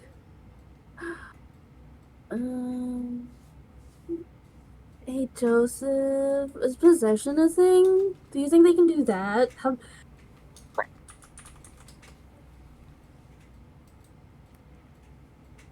Evelyn, you feel yourself move your hand, and instead of just lightly poking Joseph's face, you put like a whole palm to his cheek and start pushing on his face. Oh, nope, that's not me. That's not me. Joseph! Punch Evelyn in the face. Ow! Go ahead and roll strength and brawl. Can I try to dodge? If you want to try dodging it, you can do dexterity and athletics. Can I add... Oh, can I roll boxing? Technically, yes. Okay, so that's 7 dice. Alright.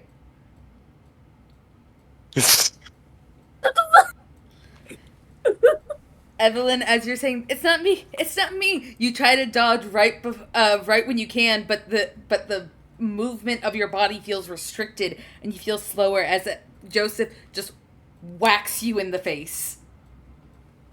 And you go falling on your ass. You will be taking 1 superficial damage. How do I mark that? Is that a half mark, or...? That is a half mark. You just click the damage once. Okay. Ah! So rude! Did that help? I don't know, did it? Fucking... Ah. Damn it, Ghost, if you're gonna possess my body, at least move faster! Evelyn, you see the light on your little REM reader start blinking rapidly. What, are you laughing at me now? Joseph, you look in the camera and you see whatever misty figure was hunched over is running. It makes a running motion. Evelyn, you feel more in control of your body.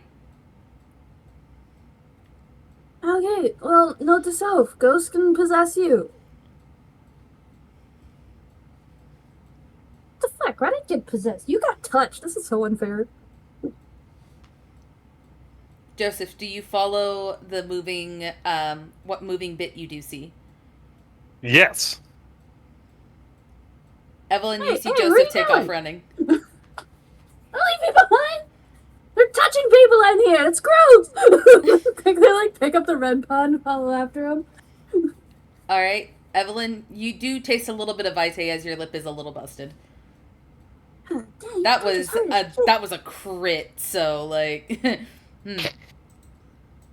that fucking sucked. As y'all begin to chase, you see Joseph, you're following through, you're moving out of the way, and you come to a door that it moves through, and it is locked. I break the door down. Roll strength and Don't brawl. break stuff!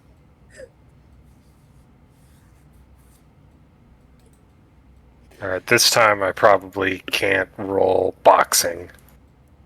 No, because that's punching the door. You're specifically kicking. Ah! You raise your foot up, and you manage to. It takes about 2 kicks, but you manage to kick the door in. Oh, okay. It's a door. You're a Off vampire. one my success? dude. It's a door. Fair You're a enough. vampire. As you. It takes you 2 kicks, but you manage to kick it in the right spot, and the door goes crashing down the stairs. And what y'all see in front of you is a dark, dark underground basement.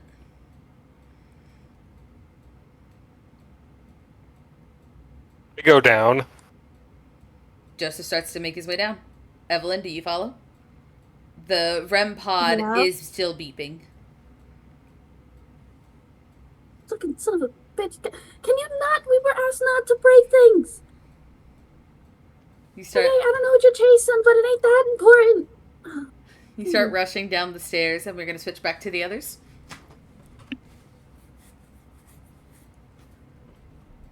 All right. Winter, as you asked what kind of music do you listen to, you just hear No, what music did you sing? you hear none. Watch. Voice. So you were in the audience. Yes. Okay. Any music is fine, as long as I sing it. Yes. And so she clears her throat, keeps the spirit box not too close to her mouth, but enough that her voice would, carry into it. And kind of goes through like some simple, like operatic arias.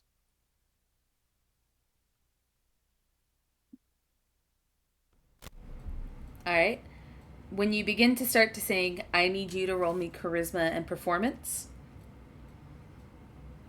And Nigel, I need you to do me a favor and roll me intelligence and put an extra die to put 1 point into to do 1 point into technology with the help of your bird.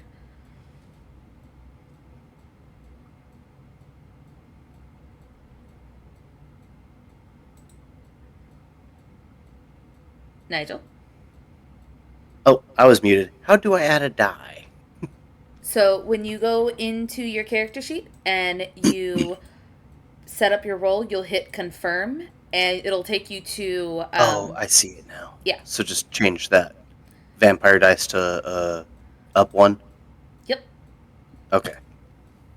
Beautimiss. Oh, man. As Winter begins to sing and she closes her eyes, her voice pulling through.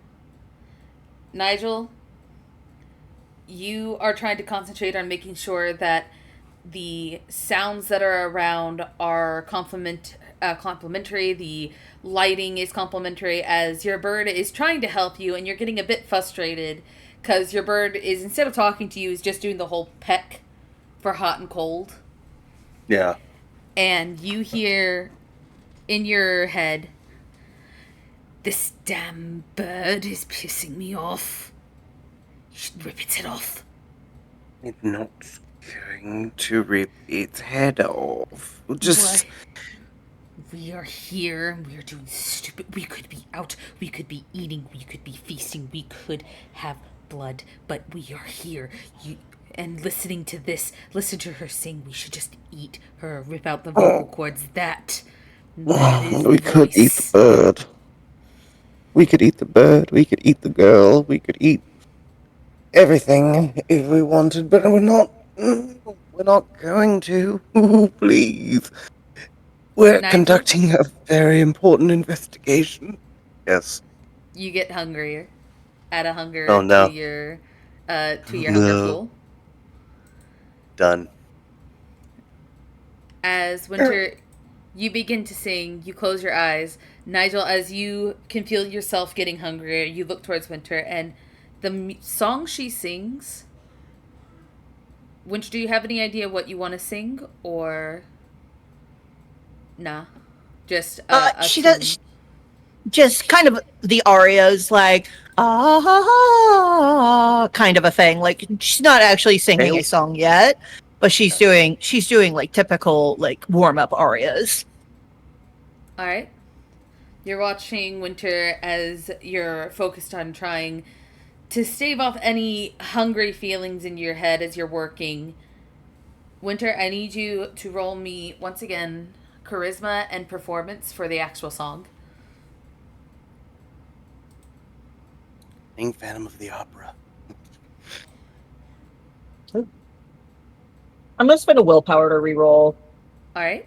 I want this to be good. So just 3, right? Yeah. Yep. Nope. All right. It essentially stays the same.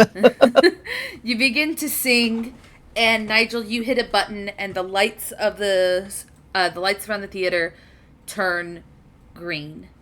And Winter, you're almost caught off guard as slowly but surely the seats seem to be filling with different figures. As you are a bit, you're not singing at your best because you are not expecting what it looks to be a full house of ghosts.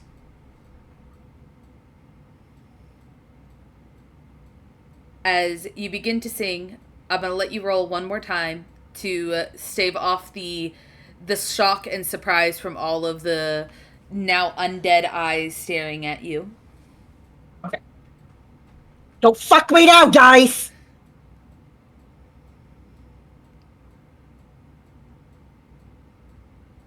Oh, we do love a bestial failure.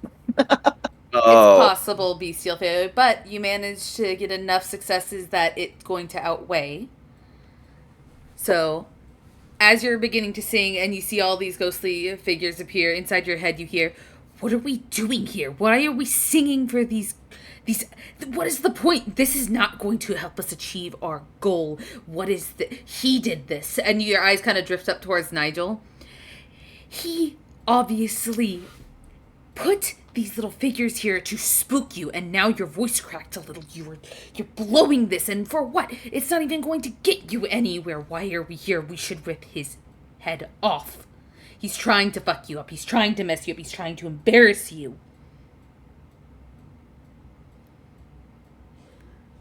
But you do manage to stave off the hunger. As you continue to sing, Nigel, you're I don't know how you feel as Winter begins to sing. How are you feeling? This is the first time I think you've seen Winter really perform. Nigel, being a classical music buff in general, is enraptured. He very much enjoys it and would love to try to join in. Like, that's even the reason I pitched Phantom of the Opera, was because I was like, that's one that fits the theme of everything that's happening, but I don't know what opera they're actually singing. But it just seems to fit the tone of the room that we're in. And if that were the case, if Winter's down, then he would, honestly, from where he is, just try to join and come down singing as well.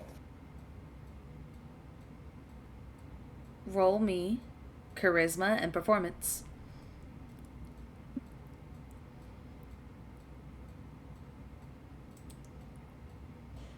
Come on, 3 successes. 1 blood success. You start moving and singing quietly at first, slowly building. It's not bad. It is a bit of a struggle trying to match tempo with Winter, who has been singing essentially for many years, professionally anyway. As you two begin to sing together, and the stage, all these undead eyes are solemnly on you, and you can both feel the chill running through your spines as you begin to reach higher and higher into the song. We switch over to the others who have ran down the basement stairs, pursuing whatever it is that they had found. And Joseph, you lose sight of what you saw as you and Evelyn begin to hear the sound of clawing stone.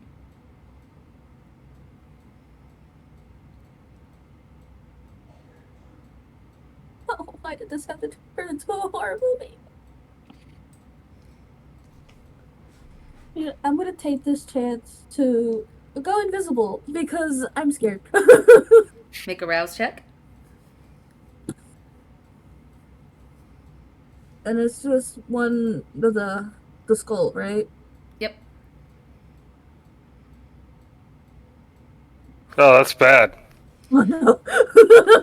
Evelyn, you hear in your ear, why are we here? Listen, I like excitement and craziness and the thrill of being on the edge, but this is crazy. We were here to hunt ghosts, not this. This is wrong. This is a monster down in this basement. It's like those monsters it's a chupacabra. Evelyn, it's a chupacabra. We gotta get out. As you start to get hungrier. Quickly, you need to, the other one, sacrifice him, or eat from him. What if you eat from him and you actually get stronger? Rip his biceps off and beat the chupacabra with his biceps. I'm not gonna do that. It's smarter to just let him fight the chupacabra.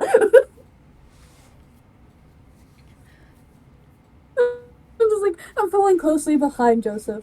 Like, he hears my muttering. He knows I'm there, but he can't see me. Yeah, no, Joseph just ignores it. And ventures deeper into the basement. So, as you both begin to make your way, do you go closer to the clawing sounds? Yes. And I shine my light on them when I can. Alright. As you begin to shine your light, you hear the sound of almost like chains rattling with the clawing into the stone as you hear mumbling and muttering, and you shine your light and it passes by a figure that kind of almost tries to dart their way out of the shadow. Well, out of the light beam. As you see a kindred standing there. They appear to be in tattered clothes. There is carvings of symbols all over their body as they are mumbling to themselves and frantically scratching at the walls. There is words written on the wall in the kindred's own vitae as it looks towards you. Now that you have shined the light on it, and you can tell this is a kindred that is frenzying, as it is going to try to rush towards Joseph. Alright, let's do this. Alright. Evelyn, is there anything you want to do while this kindred is running towards y'all? Anything you want to do to try to help Joseph with this?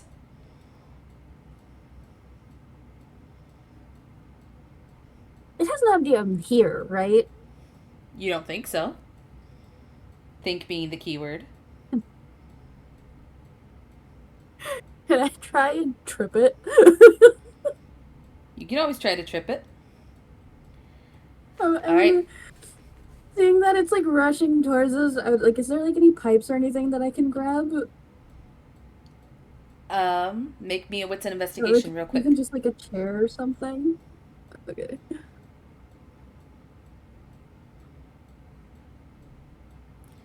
Joseph, go ahead and roll your go ahead and roll your boxer stuff. Blah, blah, blah. Oh, not as good. All right. 2 successes. Evelyn, you manage to find a loose pipe on a PVC pipe as you pick it up. Joseph, you go in, you raise your fist, and you punch this creature square in the jaw. As it staggers back, looks at you, screams, and slashes at you, missing. But you do manage to get a hit in. Evelyn. Well, that's more than nothing. True. Evelyn, you picked up the PVC pipe. Are you hitting it?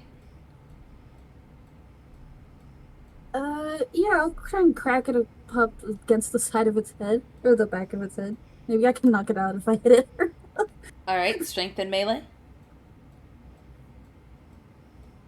Joseph, you want to go in for another punch? Absolutely. Alright. Boxing. Yeah, I'm not a fighter, so this is all on you, Joseph. No! Wait, So, you how many managed to... successes was that? 3. 3! Yay!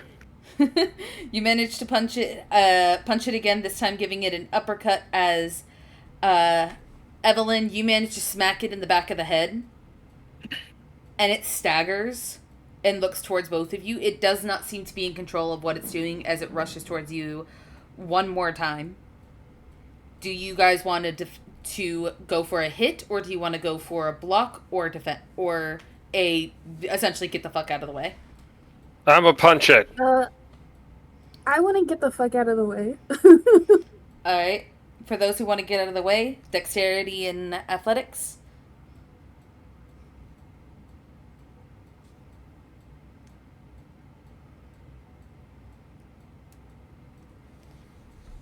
Alright.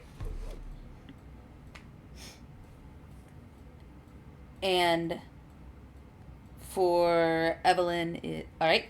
Ooh. So, Joseph, you run over, you punch it as well, but not before it manages to take what claws it has and slashes across your face, giving you 1 superficial point of damage.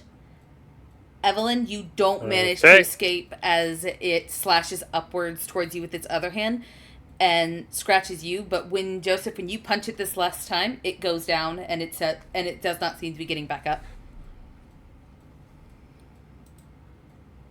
Okay. So I also took superficial damage. Yep. Okay. As you both stand there breathing heavily, you begin to hear the sound of someone singing upstairs. The music's getting louder and louder. Evelyn, you look up at the wall, and as you look there, you see written on the wall in the Kindred's Own Vitae, "Bone to bone, a hollow hum. They know your true name and what you've become. The thin blood screams, a distant wail. As you submit, their laughter prevails." Creepy at all, sure. I immediately just like take my camera and start filming the rest of the room. Just so I can get all those all the scratches and everything on film. Alright. You're Is there taking... any chains or anything down here? You don't see any chains on the walls or anything, but you see a broken window that leads down. One of those really tiny windows that leads into the basement. And you see broken glass on the ground, and the kindred that is knocked down on the ground has shackles on their wrists and their ankles. Mm-hmm. Mm-hmm. I'm Is there any wooden furniture around nearby? I would say yes, there's extra seats. I snap off a chair leg and I stake him. Alright? You go over and you stick them through the chest, and instantly their body starts to tense, and they become unmoving, and their eyes look far away, but you know they're not dead. Torpor is just a means of stunning them. Yeah.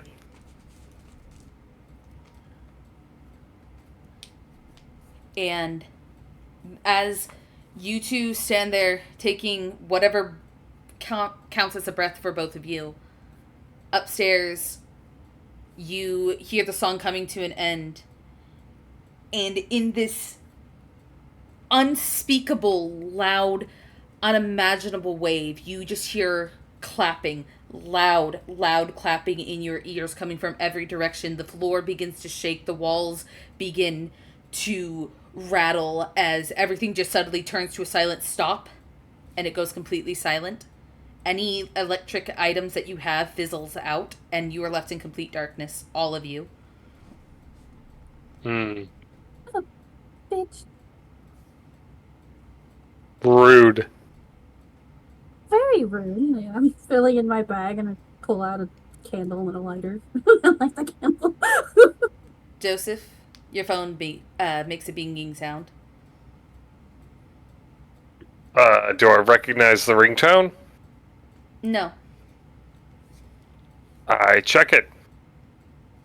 You look at your phone, and let me grab the name because I don't have the name off the top of my head.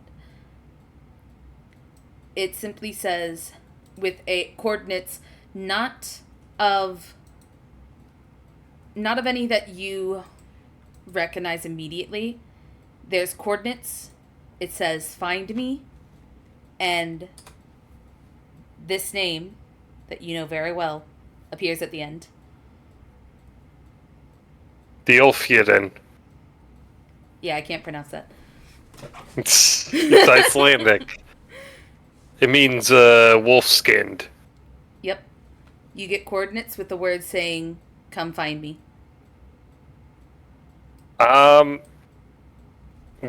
Where do these coordinates appear to be? I'm sorry, you just said. I did not say. I said there are coordinates that you do not recognize.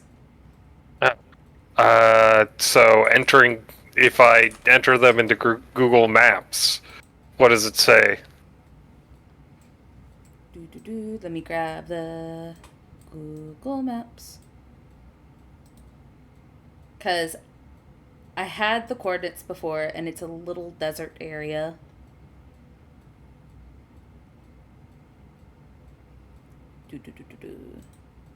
Oh, wait, it's in my notes. Ha! I forgot. Mags made a Mags DM notes. Ha ha ha ha.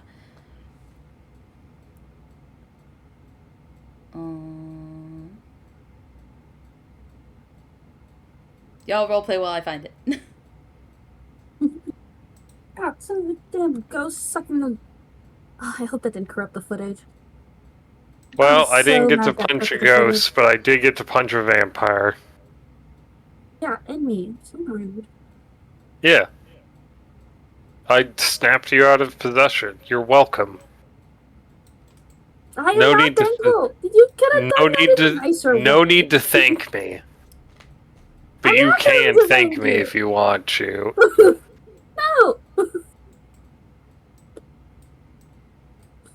You're not supposed to punch people when they're possessed.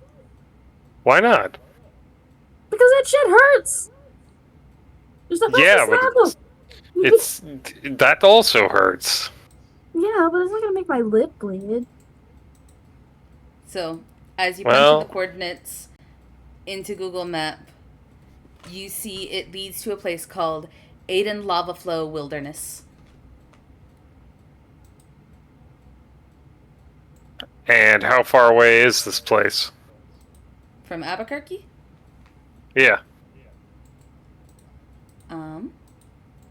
You're making me do math.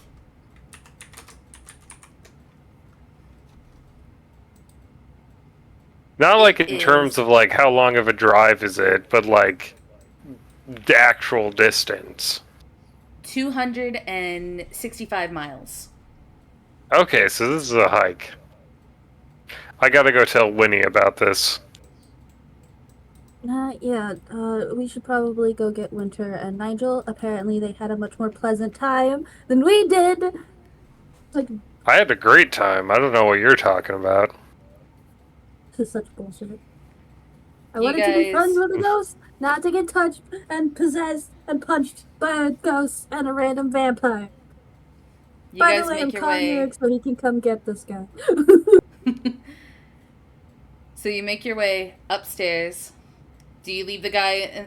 Do you leave the kindred in the ground? Underground? Or do you bring him with you? No, grab him, Joseph. We can't leave him here. All right, yeah, I like tie him up? Question mark, and We then don't have anything to do. drag him up with us. All right. You bring He's him stunned, you upstairs. stake him. Nigel and Winter, the moment y'all were singing and everything built up, there was just so many eyes on you. And then it erupted into the loudest cheers you have ever heard. No vocals, just feet stomping, clapping, just an array of overflowing sounds. As soon as they came, everything shut off. Every power, every supply. Not your phones, thankfully, but everything else just completely fizzled out. And you are left in darkness.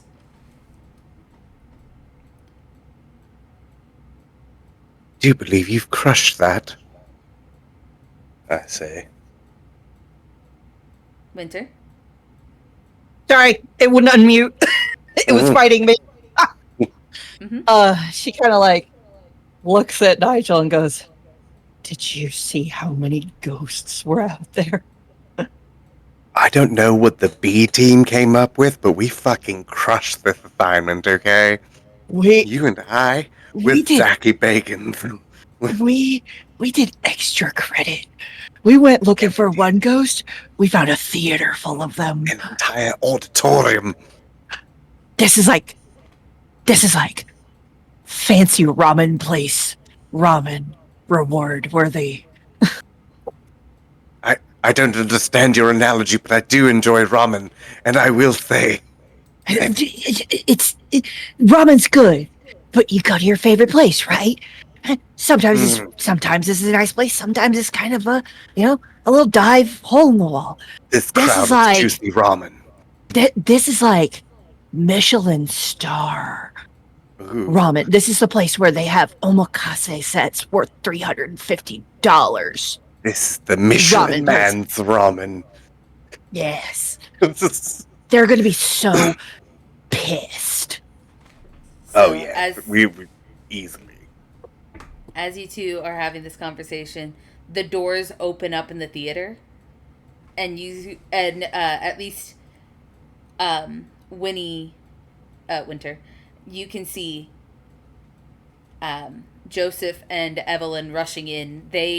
Joseph's face has been scratched across. Evelyn's shirt has been ripped, and her lip is bleeding. What the hell happened to you two? Did you find the chupacabra? Found Was a it vampire. here too? We found a vampire. Fun.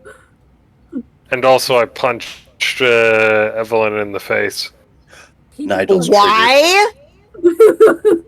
Nigel Possession. dives out.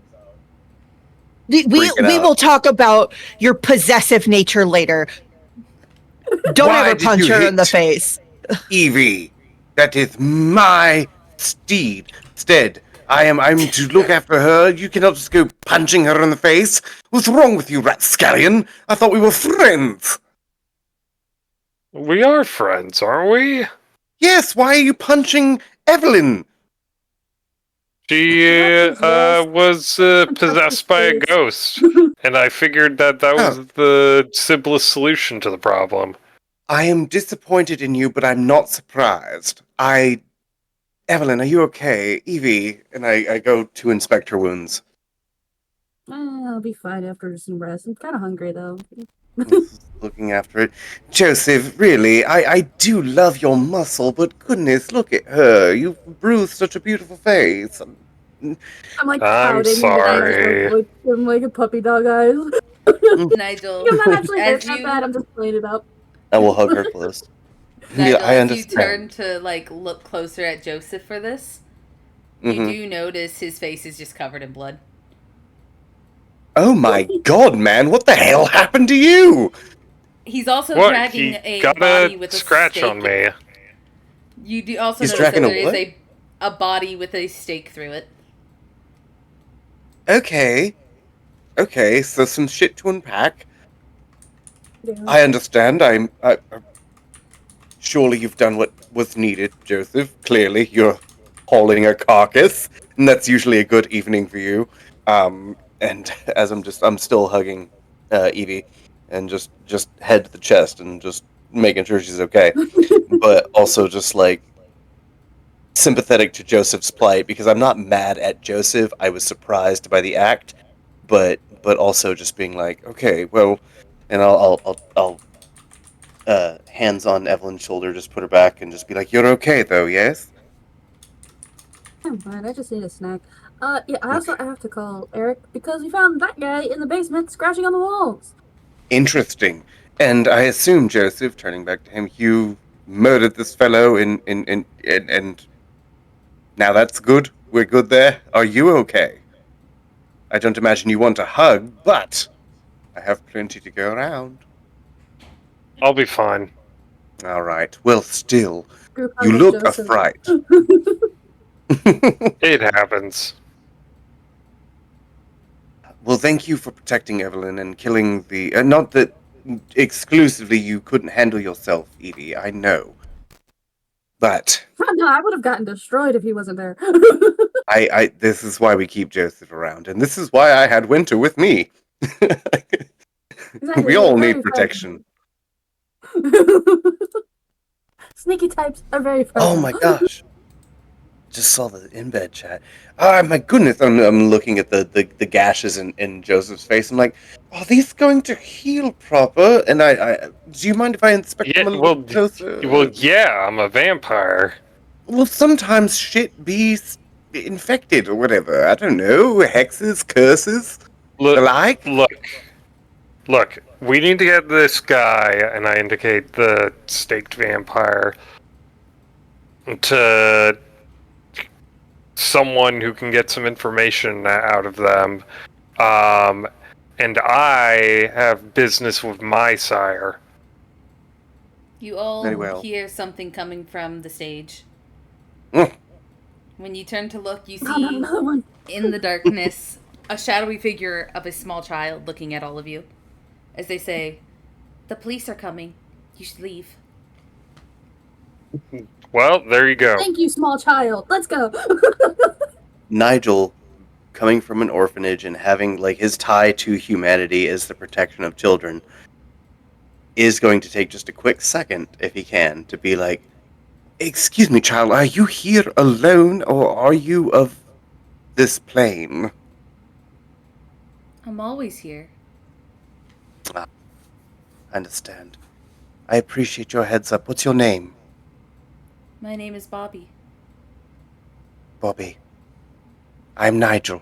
And he kneels down, and he doesn't have anything to give, but he does just like try to make eye contact with this child and be like, "Thank you for the warning. We'll be clear of here. Maybe I'll come back and say hello sometime."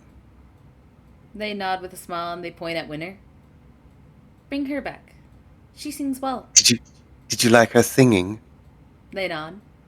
She's extremely talented. Winter, would you like to come say hello to Bobby? She walks forward, but not before she pauses at Evelyn and leans in and goes, "So, there were like hundreds of ghosts. Every seat in this theater had a ghost in it. Just saying." And then she walks off to go see Bobby. I was like, remember, I did stick GoPros to both of your shirts. So Oh, 100%. most of that, at the very least, should have been recorded. Yes. Bobby looks up to Winter. Winter and offers a smile and looks to Evelyn and says, "You can come back too." And looks at Joseph. "You punched me." Oh, that was You Yep. punched a child, Joseph! Well, You're punching shouldn't girls, have- you're punching children. What won't you punch, you animal? I'll punch anything. Everything. Joseph punches a nearby wall to demonstrate. I thought he was about to punch Winter. Right? No, Nigel you're knowing not that possessed. Nigel knowing that if he tries to fully hug this ghost, he'll just go through it. Does the action around the child as if protecting without actually fully grasping and hugging it. Air hugs. Yeah, exactly. Air hugs the child. Just leave Bobby alone. He's just a baby. Like, okay, we'll definitely visit again, Bobby. Hopefully next time without frenzied vampires in the mix. I They would nod. love that, Bobby. For now, let's get out of here before the cops show up, and let's drop off the frenzied vampire to Eric. Okay? Plan? Good? Plan Sounds good. good. Bobby, Winter calls out. He looks to her. I'll bring my guitar next time. He smiles. Hell yeah. Time to introduce these opera ghosts to punk rock. Punk rock, let's go. So, managing to get the staked person in the back of Evelyn's car, you all drive, I'm assuming, back to the speakeasy? Yeah. Or to Nigel's if house. So, I was going to recommend my house as it's less conspicuous, more eyes on the speakeasy, but I also understand if Joseph needs to check in. yeah, I guess I could do there too. I mean, do you mind the fact that Eric is probably gonna now know where you live? Why would Eric know where I live? Because he's gotta come pick up the vampire. Okay, well, we can recuperate at my house and then make attempts to reach out to Eric. He doesn't have to come immediately.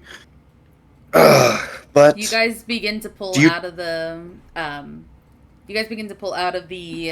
alleyway as you hear sirens in the distance.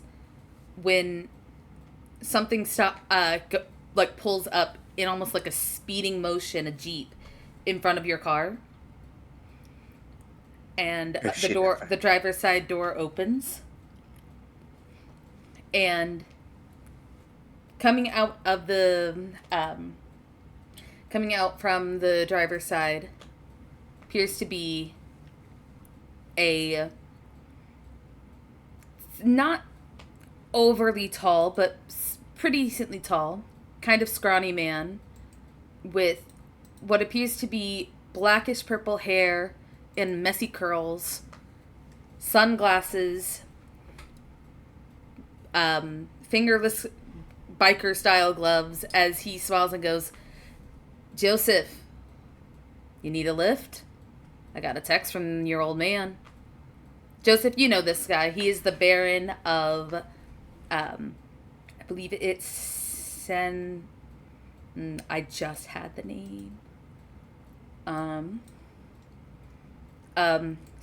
Santa Cruz, I believe. No, Cruces. Las Cruces. All right. I pass on the staked vampire to the others, and I agree to go with this guy. We'll stop by the speakeasy. That way we can let Winnie know. Yeah. He looks at the other three, and he pulls his sunglasses down, looks at Nigel, and goes, "Hey, it's been a while." Yes, it has. Do I know who this is? You do. This is the Baron. When you went with Joseph and Winnie to go, when you went with Joseph and his sire to go save Winnie True. from her sire, Oh, this is the shit. Baron of that city. It's been a hot minute. Indeed. Still looking creepy as ever. Love to see it. Love to see it. I don't know what you're talking about. Anyway. You should have seen me earlier. I had the best dress. Man, if you ever get a cell phone, let me know. Anyway, we're gonna head on out. And he looks at Winter and Evelyn, offers a smile, and says, "Hey, look at that. You got two little cuties over there. Good for you." You saying that to who? Towards Nigel with Evelyn and Winter. Oh, trust me. Evelyn does They're not like with. look amused. I am the cutie that they have. Okay, you can calm your horses. No horses And if here, man. Just a jeep. yes, I know, inefficient. He shrugs. It gets the job done. No, Anyway. if I'm being honest, I don't. I'm being defensive because you did show up kind of out of nowhere, and I tend to lean towards defensive. But it is good to see you, and these people are cute, but they're not with me in that regard. They're just here, and if anything, I'm their guy. Hey, man. No one said it was in that way. That was in your head. You implied it. Stop rambling, Nigel. You, We have places to you be. are digging yourself deeper, my friend. See you two lovely ladies later. Maybe I'll stop by when I'm done with the whole delivering Joseph to his sire thing. Yeah, sounds great. Winter says, absolutely sounding not enthused about it. Mhm. Hey, Not at all. Anyway, don't die, Joseph. you ever stop by Las Cruces? Just let me know. I probably won't. And then she gives him a 2-finger salute off her temple and nods. See you around. Yes, people love invitations from strangers, especially in the kindred community. As I scoff and walk off. As you scoff and you walk off, and Evelyn, you're getting into the van. Winter, he looks at you before he lights a cigarette and takes a long pull and says, "You know, Nasher sure knows how to pick 'em. Let him know that No, he doesn't. Let him know He- that you know 100% how to talk to a Baron of the Anarchs." As he hops in his jeep. Is there any final words y'all want to say to Joseph? She says, no, he doesn't. Yes, I do. And then immediately pulls out her phone, turns her back to him, and walks off to the van. Nigel, realizing that Joseph's leaving, would like to say something to him. Mm-hmm. In spirit, Joseph, you're leaving with this man, yes? Well, the Ulfjedin has something he needs to meet me about, and I'm afraid I have to see it through. I am terrified how we'll fare without you. I will do my best to look after Winnie in your stead. I can't promise to be nearly as adept as yourself when it comes to combat, but I will be an ever-watchful eye, and if you'd be so kind, he bows and sticks out his phone, to put your number in my phone. I will be in constant communication. Joseph does so. Yes, thank you. I wish you the best of luck. Please be careful. Nothing about this man seems less than shady. Or more than... less than shady is proper. I can take care of myself. Don't worry about me. I know you can. Just keep an eye on Winnie and look after yourself. Will do. Godspeed, and get back to us when you can. Evelyn, is there anything you want to say? Let's go, people. God, you guys drag on goodbyes for forever. Have you no decorum, woman? You've been teaching me nothing but social graces over the last 2 months, and this is how you behave yourself. We've got urgent things to talk about, okay? Just goodbye. Don't die. That's good enough. Let's go. Get in the van. Good Lord. Farewell, Joseph. And I will get in the vehicle. Winter, Shotgun this time. Winter, is there anything you want to say to Joseph before he departs? She, pauses at the van door, looks at him, blinks a bit. Don't get yourself killed. I'll take Winnie shopping if you do. And then she gets in the van.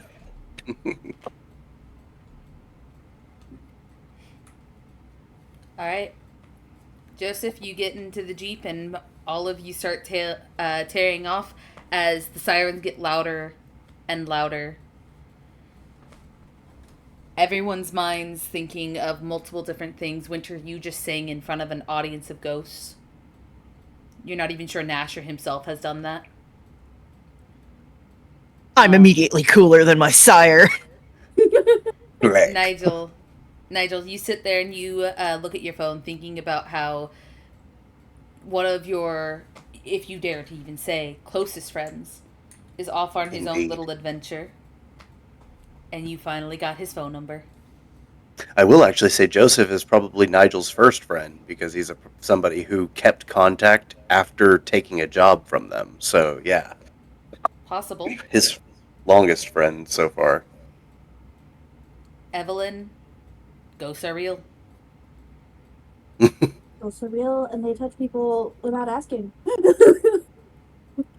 Joseph, you And head then to your the friend's got to speakeasy. punch you about it. Joseph, you head to the speakeasy, preparing yourself to say goodbye to your sister and your thin blood companions. Hoping that your ghouls will keep the speakeasy nice and safe. And that is where Yep. we will. That is where we will end tonight's session. I hope everyone had a lovely night and a really fun session. I enjoyed it immensely.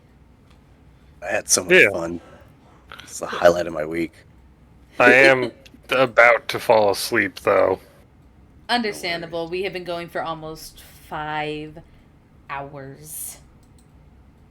Whew. Flex. We're Worth going to it. go ahead and raid out. And I hope all of you have a lovely night. Stay hydrated, stay safe, and thank you all so much for being here, and thank y'all for coming in here to play. Yay. Absolutely. I had a lot of Yay. fun. Thank you for GMing this fucking nonsense that we put you through. You're good people. Good night, everyone. Till next Good time. Night, everyone. Wow. Don't die. Everyone, give a wah. Wow. Bye-bye, wah. Bye-bye.